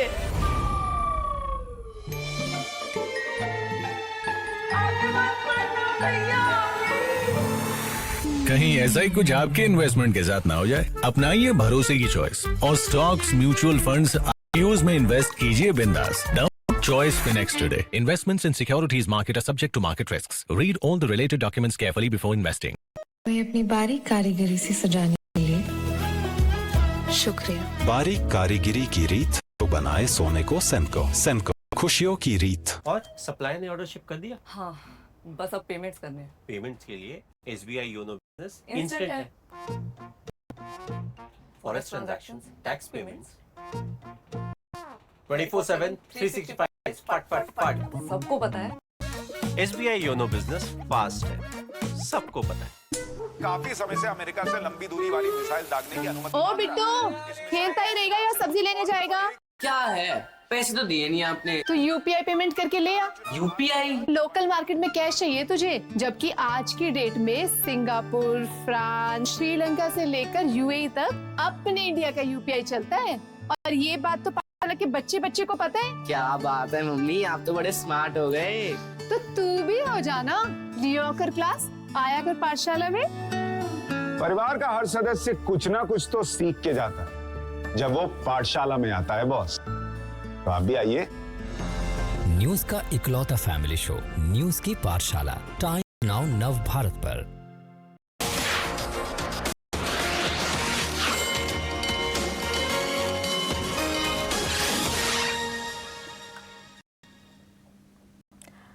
के बाद स्वागत है आपका। ऊपरी स्तरों से सेंसेक्स में गिरावट है। निफ्टी भी करीब 78 अंक ऊपरी स्तर से गिरावट दिखाते हुए 24,160 के लेवल्स अब भी वैसे कायम नजर आ रहे हैं, लेकिन थोड़ी सी वॉलेटिलिटी इस वक्त कह सकते हैं मार्केट में नजर आ रही है।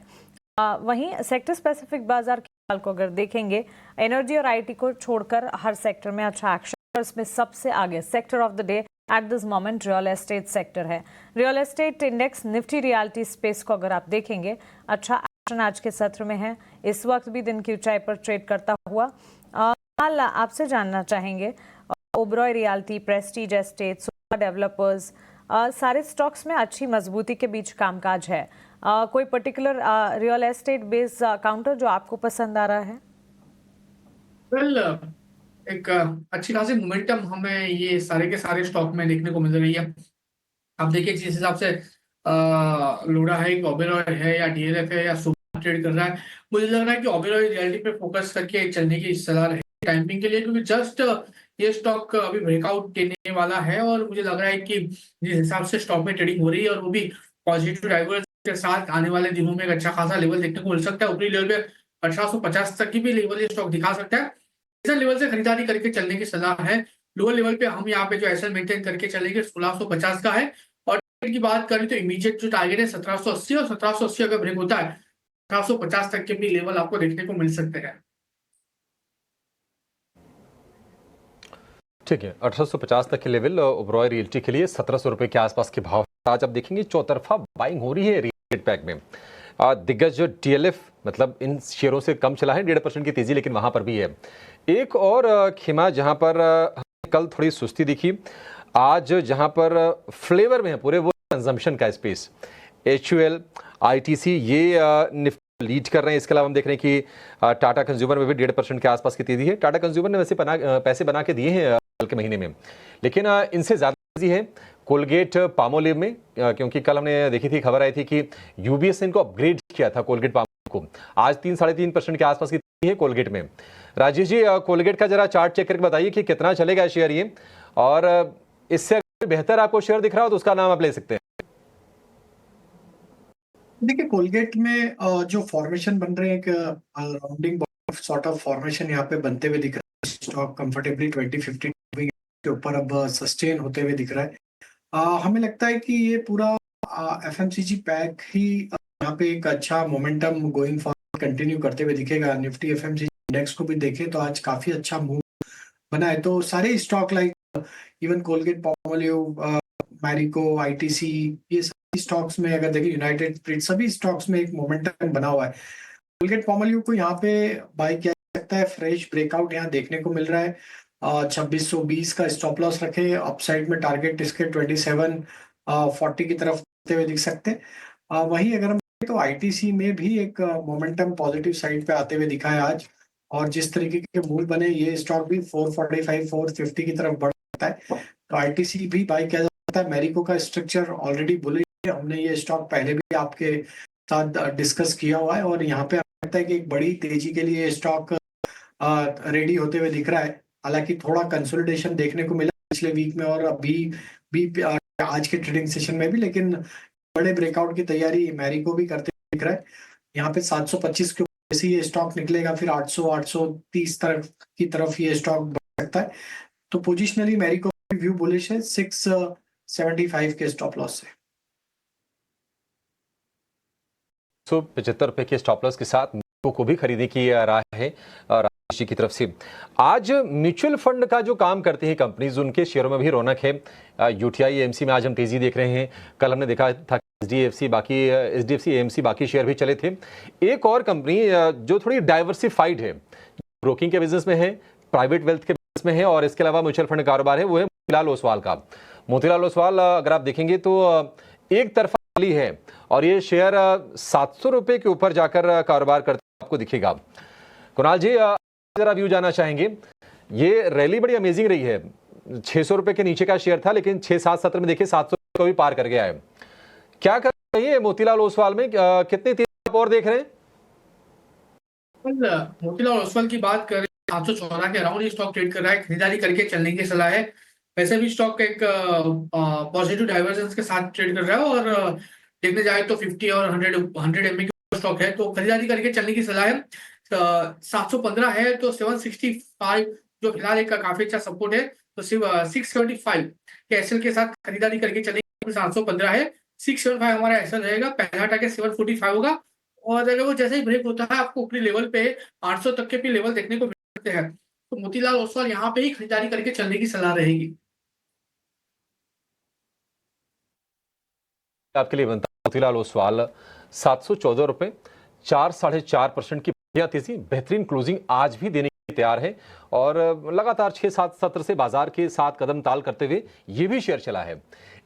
टिपिकली एक्सपायरी वीक जैसे होना चाहिए एग्जैक्टली वैसे ही हो रहा है। एक ज़बरदस्त तेज़ी के बाद आज 22 तारीख, 23 तारीख और 24 तारीख तक हो सकता है बाजार थोड़ा साइडवेज जाए। उसके कुछ आपको स्क्रीन पर दिखा ही रहा है, निफ्टी, बैंक निफ्टी और अलग अलग स्टॉक्स भी। थोड़ा अर्निंग्स की तरफ आपको टिल्ट ज़्यादा होना होगा। एसएल टेक के चौथी तिमाही के नतीजे आएंगे। नतीजे कैसे हैं उसका अनुमान बताने के लिए मेरे से योगेश मेरे साथ जुड़ रहे हैं।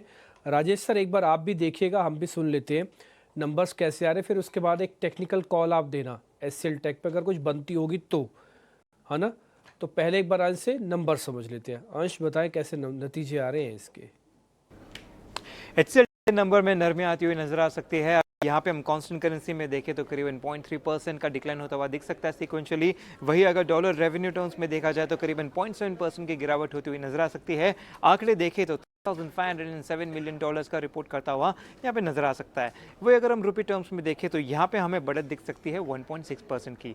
लेकिन ओवरऑल रेवेन्यू में जो गिरावट दिख रही है इसका main reason one of the weak seasonality है जो कि प्रोडक्ट बिजनेस में होता है। साथ ही साथ जो मैन्युफैक्चरिंग सेक्टर है वहाँ पे भी काफ़ी नरमी नजर के वजह से यहाँ पे टॉप लाइन पे अफेक्ट होता हुआ नज़र आ सकता है। यहाँ पे अगर हम मार्जिन्स की बात करें तो यहाँ पे हमें 150 बेसिस पॉइंट की गिरावट दिख सकती है। 19.5% से गिरकर 18% आ सकता है और इसका मुख्य कारण यहाँ पे वेज हाइक का बताया जा रहा है जो कि सीनियर मैनेजमेंट का हुआ है। नेट प्रॉफिट की बात करें तो यहाँ पे 6.4% की गिरावट का अनुमान किया जा रहा है। आंकड़े देखें तो 4,298 करोड़ का आ सकता है। वहीं अगर FY26 की गाइडेंस की बात करें तो रेवेन्यू यहाँ पे 3 से 5% के रेंज में आ सकता है। ऑपरेटिंग मार्जिन देखा जाए तो यहाँ पे 18 से 19% तक का रेंज में आता हुआ नजर आ सकता है। ये आंकड़े छोड़ और भी कुछ चीज़ें हैं जहाँ पे नजर रखनी चाहिए, जैसे कि मैनेजमेंट की कमेंट्री जो कि डिमांड पे रहेगी। दूसरा, जो रिसेंट एक्विजिशन हुआ है उनका परफॉर्मेंस और आउटलुक कैसा है उसके ऊपर। तीसरा, डिस्क्रिशनरी स्पेंड का जो आउटलुक बन रहा है इसके ऊपर भी नजर रखनी चाहिए। चौथा, यहाँ पे हम देखें तो डील पाइपलाइन और जेन AI अपॉर्चुनिटीज पर भी काफ़ी अच्छे यहाँ पे लाइन में नजर आ सकते हैं, तो यहाँ पे भी नजर रखने की बहुत ज़रूरत है। तो पांचवा, जो हेडकाउंट और एट्रिशन ट्रेंड है उसे भी देखना चाहिए। ठीक है अंश, बहुत शुक्रिया, थैंक यू वेरी मच ये पूरा नंबर्स का जोखा बताने के लिए। क्या अनुमान है राजेश सर, चेक कर लिया आपने, कोई ट्रेड बनता है सेल टेक पे ठीक नंबर से पहले? I think Dimpy ji avoid करना चाहिए। स्टॉक ऑलमोस्ट 20-डे मूविंग एवरेज के आसपास ही ट्रेड करते हुए दिख रहा है। आई थिंक नंबर के बाद ही इसमें मेजर करेक्शन देखने को मिलेगा। हालांकि स्टॉक में करेक्शन के बाद रिकवरी जरूर बनी है in line with market move, but still हमें लगता है यहाँ पे 1520 का लेवल इसके लिए काफी क्रूशियल है क्रॉस करना। अगर ये नहीं क्रॉस कर पाता है पोस्ट नंबर तो वापस इसमें गिरावट बन सकती है। एंड देन डाउन साइड में यहाँ पे 1440 1430 जो कि इसके साइड के लेवल है, वहां तक ये करेक्ट हो सकता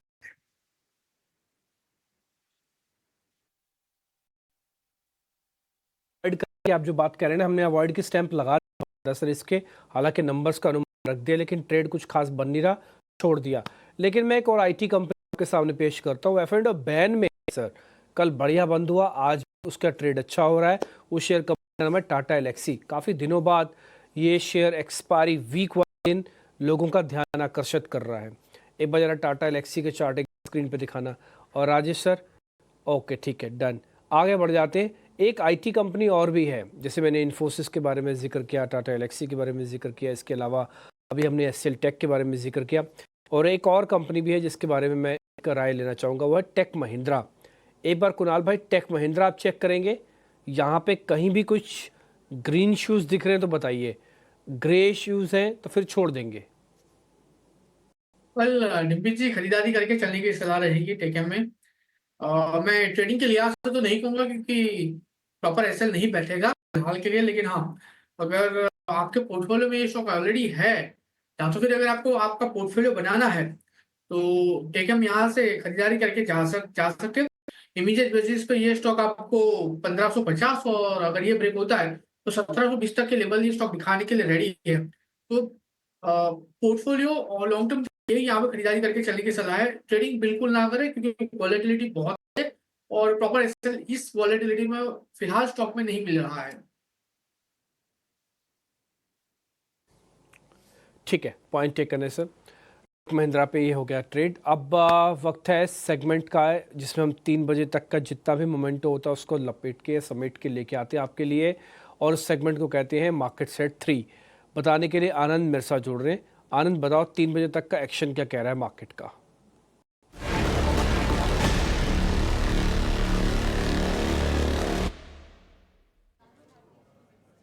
जी हाँ, मार्केट एट 3 में आज शुरुआत करते हैं यूटीआई एयर से, जहां पर कंपनी ने ओएनडीसी के साथ करार किया है और कंपनी का जो टारगेट है करार करने का वो ये है कि छोटे शहरों में कंपनी म्यूचुअल फंड की पहुंच जो है वो बढ़ाना है, जिसके चलते शेयर में करीब करीब 4% की तेज़ी देखने को मिल रही है।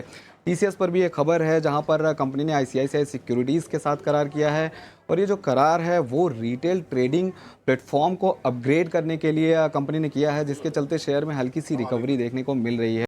आरईसी पर भी एक अपडेट है जहां पर कंपनी ने जितेंद्र श्रीवास्तव को चेयरमैन नियुक्त किया है। इसके चलते कंपनी में पॉजिटिव एक्शन देखने को, शेयर में पॉजिटिव एक्शन देखने को मिल रहा है।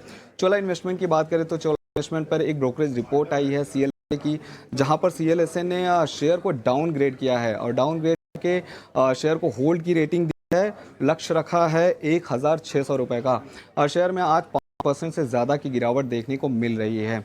अंत में बात करें कोलगेट की, कोलगेट पर भी UBS की रिपोर्ट आई है। यहाँ पर UBS ने शेयर को अपग्रेड किया है, बिकवाली से खरीदारी की राय दी है और लक्ष्य जो है उसको भी 2240 आकर 3100 रुपये कर दिया है, जिसके चलते शेयर में 4% से ज़्यादा का उछाल देखने को मिल रहा है। तो ये थे वो सारे शेयर्स जिनमें आज खबरों के दम पर एक्शन देखने को मिल रहा है।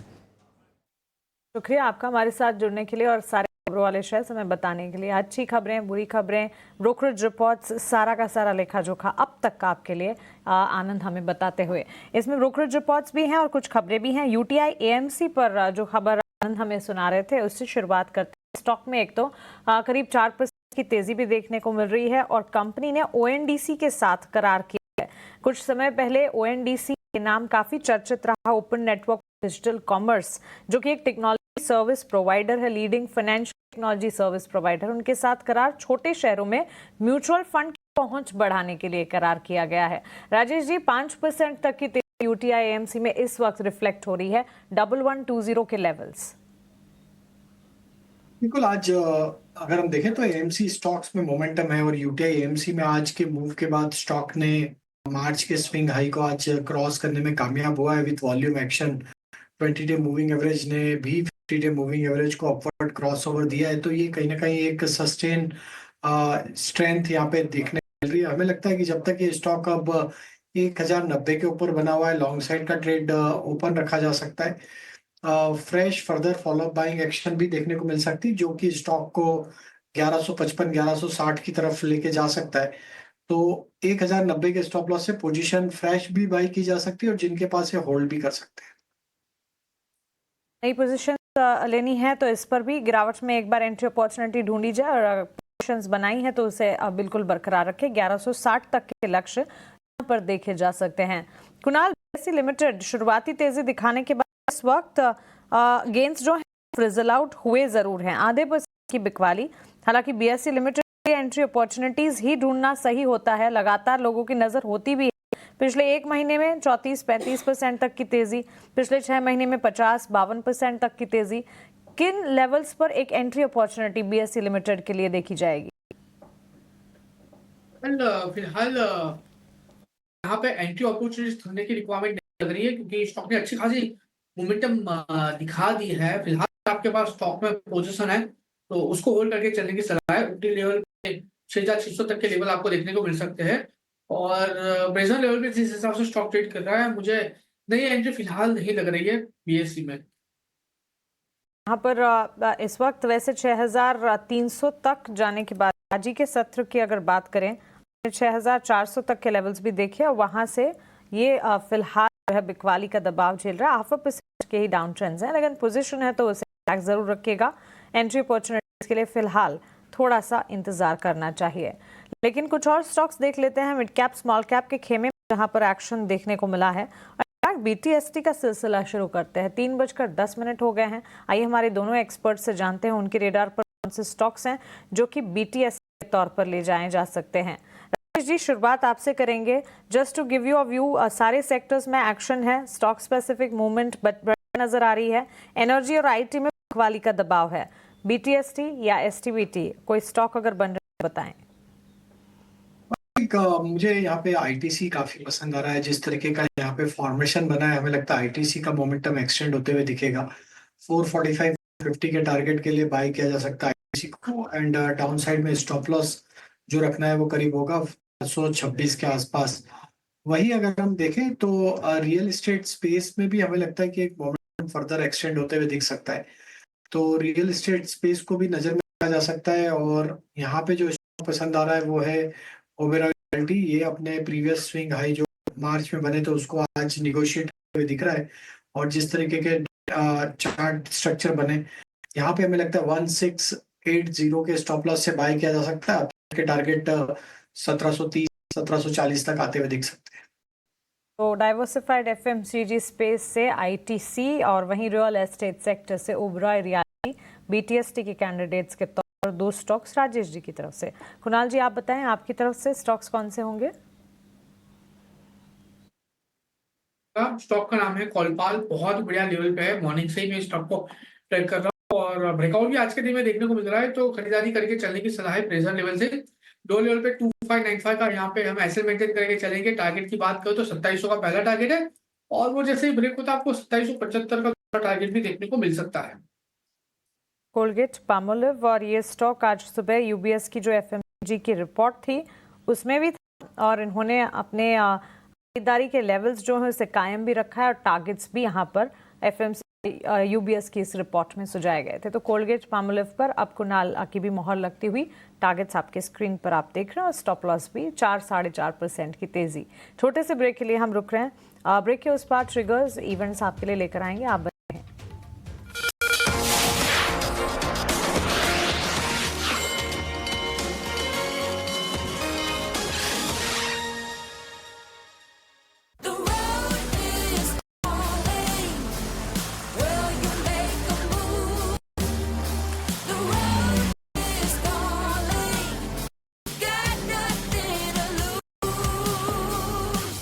Beyond Better, the new Tiguan R-Line.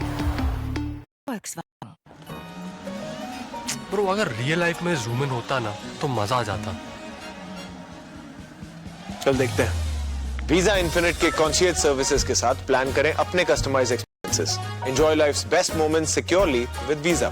The world has infinite experiences, find yours.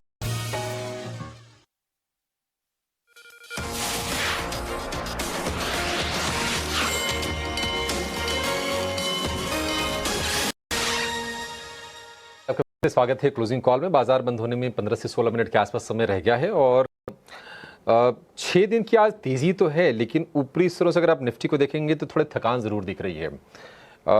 40 अंकों के आसपास की हल्की सी तेजी है और जो सेगमेंट कल थोड़ा ट्रेंड दिखा रहे थे आज वहां पर वो तेजी रिवर्स होती दिखी है। आईटी में आप देखेंगे इन्फोसिस, विप्रो ये कमजोर है। ऑटो में बजाज ऑटो, इसके अलावा हीरो मोटो ये शेयर चले थे, वहां पर भी कमजोरी है और चुनिंदा पावर शेयरों में भी आज कमजोरी का रुख है। पावर ग्रिड आज निफ्टी के टॉप लूजर में शामिल है और अपनी एक नेगेटिव खबर के चलते इंडसइंड के शेयर में देखने की 5% के आसपास गर्मी आज दिख रही है। लेकिन एक एक्सक्लूसिव खबर आ रही है ऑयल एंड गैस सेगमेंट को लेकर कि एमआरपीएल और एचपीसीएल के मर्जर की प्रक्रिया अगले साल शुरू होगी। खबर की डिटेल के साथ हमारे सहयोगी प्रकाश प्रियदर्शी हमारे साथ जुड़ गए हैं। प्रकाश, काफी लंबा हो गया, कम से कम 2.5-3 साल हो गया इस खबर को आए हुए। आप जरा ये बताइए कि क्या डिटेल्स हैं, अब कब तक ये प्रक्रिया शुरू हो जाएगी? देखिए, एचपीसीएल और एमआरपीएल के पॉइंट ऑफ व्यू से काफी इंपॉर्टेंट डेवलपमेंट है। सूत्र हमें बता रहे हैं कि एमआरपीएल का जो मर्जर है एचपीसीएल के साथ, इस प्रक्रिया की शुरुआत अगले साल से कर दी जाएगी। अगले साल की शुरुआत से मर्जर प्रक्रिया में तेजी लाई जाएगी और बात की संभावना है कि 2026 के आखिर तक मर्जर प्रक्रिया को कंप्लीट कर लिया जाए। सूत्र हमें बता रहे हैं कि ओएनजीसी इस बात को लेकर कॉन्फिडेंट है कि 2026 के आखिर तक मर्जर प्रक्रिया को कंप्लीट कर लिया जाएगा। दरअसल एचपीसीएल में ओएनजीसी की जो हिस्सेदारी है वो 51% है, जैसा आपको पता है, और कई ऐसे फैक्टर्स थे जिसकी वजह से जो मर्जर प्रक्रिया थी उसमें तेजी नहीं आ पाई। लेकिन अब सूत्र बता रहे हैं कि अगले साल की शुरुआत से मर्जर प्रक्रिया में तेजी लाई जाएगी और 2026 के अंत तक इसको कंप्लीट किया जा सकता है। सूत्र हमें इस बात की भी जानकारी दे रहे हैं कि दरअसल ओएमपीएल का जो मर्जर हुआ था एमआरपीएल के साथ, उस मर्जर के बाद जो ओएनजीसी को लॉस उठाना पड़ा था, उस लॉस को इनकम टैक्स एक्ट के हिसाब से उसका बेनिफिट लिया जा सकता है। लेकिन उसमें शर्त यह है कि फिर दूसरा मर्जर जो है 5 साल से पहले न हो।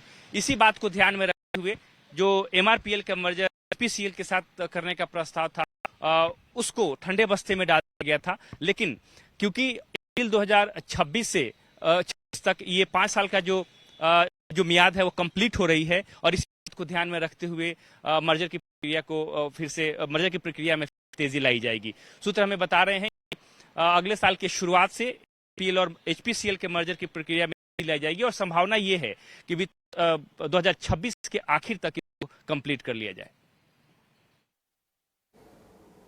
ठीक है प्रकाश, बहुत शुक्रिया। तो सेगमेंट से जुड़ी एक इंपॉर्टेंट डेवलपमेंट, ठीक है, जब होगी तो देखा जाएगा उस वक्त क्या होता है। लेकिन हालांकि हमने ज़रूर ये देखा है कि अप्रैल में सस्ते क्रूड का बेनिफिट ओएमसीज को मिला है।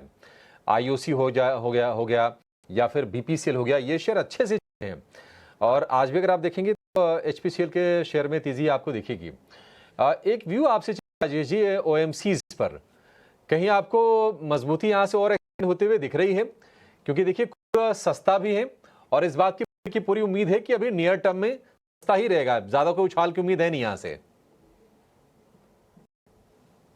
तो अगर ऑयल मार्केटिंग कंपनी को देखें तो एचपीसीएल बीपीसीएल दोनों के स्ट्रक्चर सिमिलर है। दोनों ही स्टॉक में near term chart, short term chart पे एक स्ट्रेंथ बने हुए दिखी है। हमें लगता है एचपीसीएल में अभी भी मोमेंटम फर्दर हायर साइड पे बनते हुए दिख सकता है। अगर हम देखें वीक चार्ट तो यहाँ पे एक फॉलिंग ट्रेंड लाइन का ब्रेकआउट ऑलरेडी देखने को मिला है। कंफर्टेबली स्टॉक उसके ऊपर सस्टेन होता दिख रहा है। तो यहाँ पे 388 का प्लस फॉलो करना होगा। 388 के ऊपर तक ये बना हुआ है। पॉसिबली कि स्टॉक का नेक्स्ट मूव ये यहाँ पे 420 पर से 425 की तरफ बनते हुए दिख सकता है। वहीं हम बीपीसीएल की बात करें तो बीपीसीएल भी अब ये 200 मूविंग एवरेज को क्रॉस करते हुए देखने को मिला है और हमें लगता है कि अगर ये स्टॉक 298 के ऊपर सस्टेन रहता है तो यहाँ पे भी पॉसिबिलिटी है कि नेक्स्ट इसका जो मोमेंटम है वो स्टॉक को 325 की तरफ लेके जा सकता है। 325 जा सकता है बीपीसीएल का शेयर। आज हम देख रहे हैं कि क्रूड के बेनिफिशियल स्टॉक्स हैं वहां पर मूव होता है, चाहे वो ओएमसीज हो, मतलब उसमें थोड़ा सिलेक्टिव स्टॉक्स हैं क्योंकि चले बहुत हैं। इसके अलावा पेंट वाले शेयर में आप देखेंगे कि बर्जर में 5% की तेजी है और ये वायदा का टॉप गेनर है। टायर वाले शेयर चल रहे हैं। इंटरग्लोब एविएशन लगातार नई रिकॉर्ड ऊंचाई बना रहा है। कुणाल जी, इंटरग्लोब एविएशन और इसके साथ साथ बर्जर पर कीजिए। बर्जर ने करीब 15% जोड़ लिए हैं अप्रैल में, अभी महीना खत्म नहीं हुआ है, अच्छी रफ्तार से शेयर दौड़ा है। आपका दोनों में अगर मैं पूछूं कि कहां पर कन्विक्शन ज्यादा है तो आपके हिसाब से क्या होगा? दोनों स्टॉक की बात कर लेते हैं और कन्विक्शन की बात तो बर्जर पे ही कन्विक्शन ज्यादा है। सबसे पहले इंडिगो की बात कर लेते हैं। 5,535 के अराउंड स्टॉक ट्रेड कर रहा है और आज के दिन में शूटिंग स्टार कैंडलस्टिक फॉर्मेशन बना रहा है जो एक बियरिश रिवर्सल फॉर्मेशन भी हो सकती है। तो टाइमिंग के लिए इंडिगो को अवॉइड करो, ज्यादा अच्छा रहेगा। लेकिन हाँ, सामने अगर मैं बर्जर पेंट की बात करता हूँ, आज के दिन में बहुत ही बढ़िया मोमेंटम देखने को मिला है। 4.5 का स्टॉक ऊपरी लेवल पे 578 के अराउंड है। खरीद करके चलने की सलाह तो बिल्कुल नहीं रहेगी, लेकिन हाँ, जिनके पास ऑलरेडी पोजीशन है 590 और 590 जैसे होगा, आपको 630 तक के लेवल ये दिखा सकता है।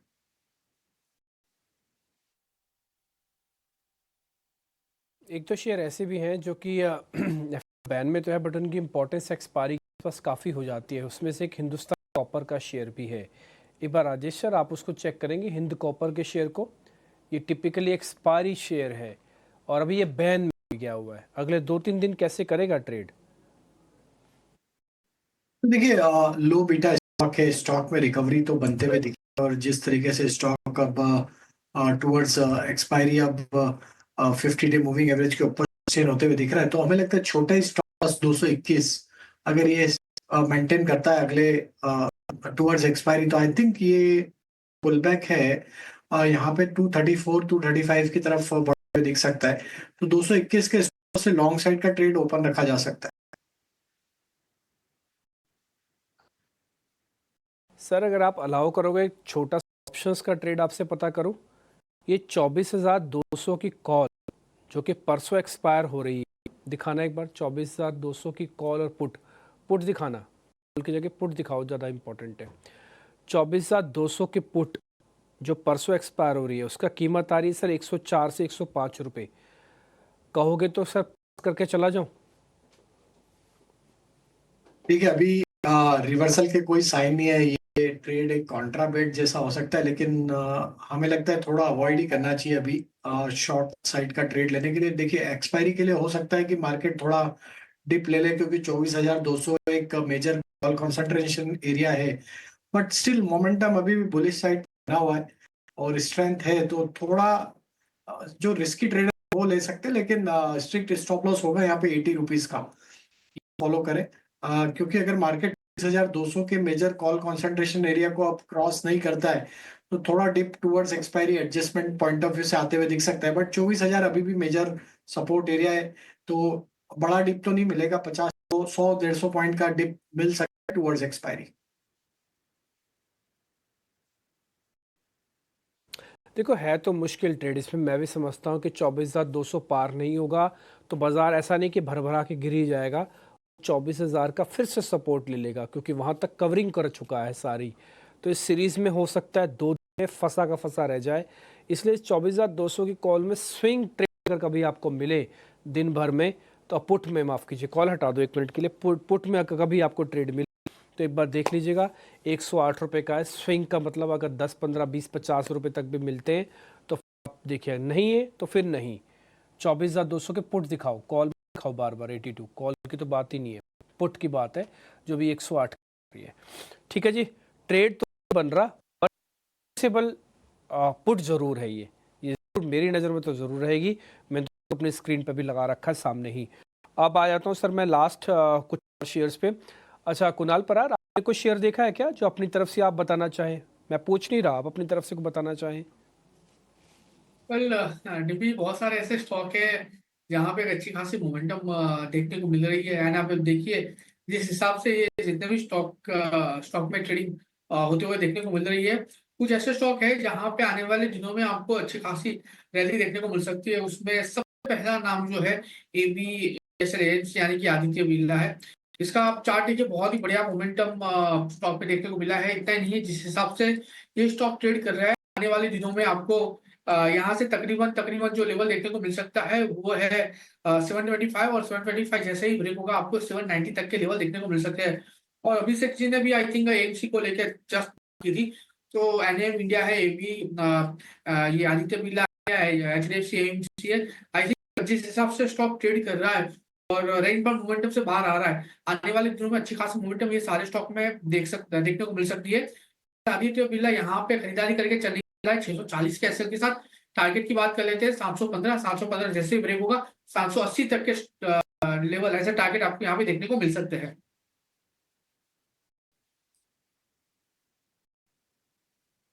इस बीच ना केवल डेरिवेटिव एक्सपायरी बल्कि जो यूएस के वाइस प्रेसिडेंट है जीडी वो भी भारत में ही आपको पता ही है, तो उनकी बातचीत क्या निकल के आता है इस पूरी, अभी तो खैर भारत में घूम ही रहे हो, जयपुर में है, देश के प्रधानमंत्री मोदी जी से मुलाकात तो अपना बयान भी रख रहे हो, ये सारी चीज़ें बड़ी इंपॉर्टेंट है। ये भी बाजार के अंदर नोटिस हो रही हैं कि रिलेशन कैसे बोले जा रहे हैं, उसको कैसे मापा जा रहा है, कैसे देखा जा रहा है, कैसे समझा जा रहा है। तो सारे पॉइंट्स भी हमारे पास आएंगे, हम टिकर टीम से भी रिक्वेस्ट करेंगे नीचे की कम से कम डालें, जहाँ पे प्रेस्टीज एस्टेट वगैरह लिखा हुआ है वहाँ पर भी डालें। खैर नहीं, हम क्योंकि क्लोजिंग की तरफ भी बढ़ रहे हैं, कोई बहुत ज़्यादा समय नहीं रह गया, सिर्फ 5 मिनट का समय है। कुणाल अच्छा, ये मिस्टर वाइस प्रेसिडेंट अपनी बात भी रख रहे हैं, एक बार फटाफट से सुन लेते हैं इनको। The government supported its labor force, created incentives for productive industries to take root, and struck good deals with international partners to sell the goods made in the United States of America. But as America settled into world historic prosperity it generated, our leaders began to take that very prosperity and what created it for granted. They forgot the importance of building, of supporting productive industry, of striking fair deals, and of supporting our workers and their families. And as time went on, we saw the consequences. In my hometown, factories left, jobs evaporated, America's middle towns ceased to be the lifeblood of our nation's economy.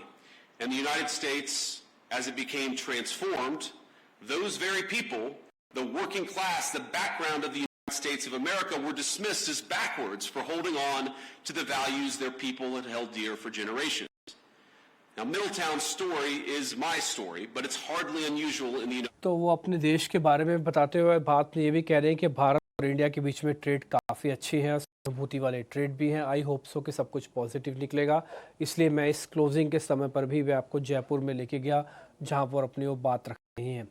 खैर any how, क्योंकि 3 minute ही रह गए सिर्फ markets की closing की तरफ से, trade ना पूछे जाएँ तो ज़्यादा बेहतर है। एक तो ज़्यादा जमघट नहीं करना चाहिए, हमें एक्सपायरी का समय है, अपने रोल ओवर कॉस्ट वगैरह सब कैलकुलेट करके बैठिएगा, देखिएगा।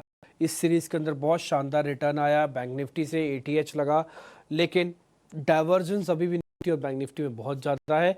इस बहुत ही सूझबूझ के साथ अपना ट्रेड को बनाइएगा। Auto IT and one more sector, ये 3 सेक्टर्स हैं जो आपको मेटल्स, ऑटो IT मेटल्स, तीनों याद रखना। ऑटो IT मेटल्स, ये तीनों ही अब आपको आगे की दिशा दिखाएंगे कि हम थोड़ा यहाँ पे कंसोलिडेट कर रहे हैं या फिर स्पीड से चलेंगे। FMCG, सीमेंट, ये सब थोड़ा बैकडोर्स में है, क्योंकि मैंने डेरिवेटिव्स का डाटा भी चेक किया, मेरे को ऐसा उसमें कुछ खास बड़ा इंटरेस्टिंग पॉइंट्स कुछ दिखा नहीं। आज के दिन का कौन कौन सुपरस्टार हैं, कौन कौन से फेलियर्स हैं, एक बार जरा स्क्रीन पर रखता जाता हूँ। एडवांस लाइन तो देखो काफ़ी अच्छी गई है, इसमें कोई दो नहीं है। आज बढ़िया डिक्लाइन रहा है मार्केट्स का, काफ़ी दिनों बाद भी ये मेंटेन्ड है, ये है। इसके अलावा जो गेनर्स हुए, डिक्सन टेक्नोलॉजी के लिए खबर अच्छी आई, पिक्सल फोन्स की, मैक्स हेल्थ केयर की आज की क्लोजिंग ठीक है विद वॉल्यूम, बर्जर पेंट आज अच्छा प्ले कर रहा है, कोलगेट के अंदर आज अच्छा दिन साबित हुआ। इसके अलावा आज टाटा टेक के अंदर अच्छा दिन साबित हुआ। आज गैस के दो स्टॉक्स MGL, IGL भी ठीक बंद हो रहे हैं। इसके अलावा ITC भी ठीक बंद हो रहा है, 2% इसको ठीक बंद जाएगा। और साथ ही साथ अगर आप चेक करेंगे तो KI इंडस्ट्रीज के अंदर भी आज बढ़िया ट्रेड देखने को मिला। लूजर्स दिन के लिए कौन कौन सा था? इंडसन बैंक अनवाइंडिंग का प्रेशर आया, यहाँ पे थोड़ा प्रेशर बना है। NCC करीब 2-2.5% नीचे। इसके अलावा पावर ग्रिड में आज थोड़ी प्रॉफिट बुकिंग हुई। हीरो मोटोकॉर्प, विप्रो, इन्फोसिस, ये सभी शेयर्स में भी करीब 1% तक की हमको गिरावट आती हुई दिखी है। साल का हाई ने टेस्ट किया वो था लॉरेंस लैब, HDFC बैंक और कोटक महिंद्रा बैंक, ये बड़े शेयरों की मैं बात बता रहा हूँ। आज इन सभी ने आज साल का नया हाई भी टेस्ट किया है, और जिन्होंने आज साल का लो टेस्ट किया उसकी संख्या भी डेरिवेटिव्स में तो मेरे पास है नहीं। सेक्टर के हिसाब से आज का दिन रियल एस्टेट ने 2%, FMCG ने करीब 2%, कंज्यूमर ड्यूरेबल ने 1.5% और हेल्थ केयर ने करीब 1% का रिटर्न दिया है। और आज जो नेगेटिव रिटर्न सबसे ज़्यादा दिया गया वो था IT, निफ्टी IT इंडेक्स करीब 0.5% नीचे जाके आज बंद हुआ है। अब ट्रेंड किन किन चीज़ों में बना हुआ है तो अगर आप देखेंगे तो चंबल फर्टिलाइज़र जैसे शेयर्स हैं जहाँ पे अब ट्रेंड है, BSC है, इंटरग्लोब एविएशन है, बजाज फाइनेंस है, ये कुछ एक शेयर्स है जहाँ पे अब ट्रेंड है। सीमेंस के अंदर, सेंट के अंदर, नाल्को के अंदर, ये कुछ एक शेयर्स है जहाँ पे आपको डाउन ट्रेंड भी बनते हुए दिखे हैं। फिलहाल 15 सेकंड बाद मार्केट की क्लोजिंग मिलेगी। आज की लेवल्स की इंपॉर्टेंस और मैं बता देता हूँ आपको आज की लेवल की इंपॉर्टेंस क्या है। आज निफ्टी बंद हो रहा है ऑलमोस्ट 24,140 पे, तो ये 24,200 और 24,000 के बैंडविड्थ में बीच में फंसा हुआ है। कल गैप अप होने पर मान लो 24,200 खोलते हैं तो फिर ये कवरिंग करवाएगा। अगर हम गैप डाउन करते हैं 24,000 की तरफ आते हैं तो सपोर्ट्स चेक होंगे कल। तो फिलहाल अभी भी मार्केट के पास 40, 50, 60 पॉइंट ऊपर आने पर ब्रेकआउट और करीब 60, 70 पॉइंट नीचे आने पर सपोर्ट टेस्टिंग होगी। ये इससे ज़्यादा भी मोमेंटम देगा नहीं, ना तो विक्स अलाउ कर रहा है ना ही कुछ और अलाउ कर रहा है। कल की फिर अब कल देखेंगे। राजेश पालविया, कुणाल परार, आप दोनों का बहुत बहुत शुक्रिया, थैंक यू वेरी मच, आपने हमारे लिए आज टाइम निकाला। कुल मिला के दिन मार्केट का आज ठीक गया, कैसे भी देख लीजिए आप। कोई कहेगा देखो 24,200 नहीं तोड़ा, कोई कहेगा 24,000 के ऊपर तो बंद हुए सेकंड डे, अपनी अपनी सबकी कैलकुलेशंस है। बहुत बहुत शुक्रिया सर आप दोनों का आज कार्यक्रम में जुड़ने के लिए। मेरे को मानसी और अभिषेक कुछ इजाज़त दे सकते हैं आप। अगला कार्यक्रम कल की तैयारी का है। नमस्कार। नमस्कार।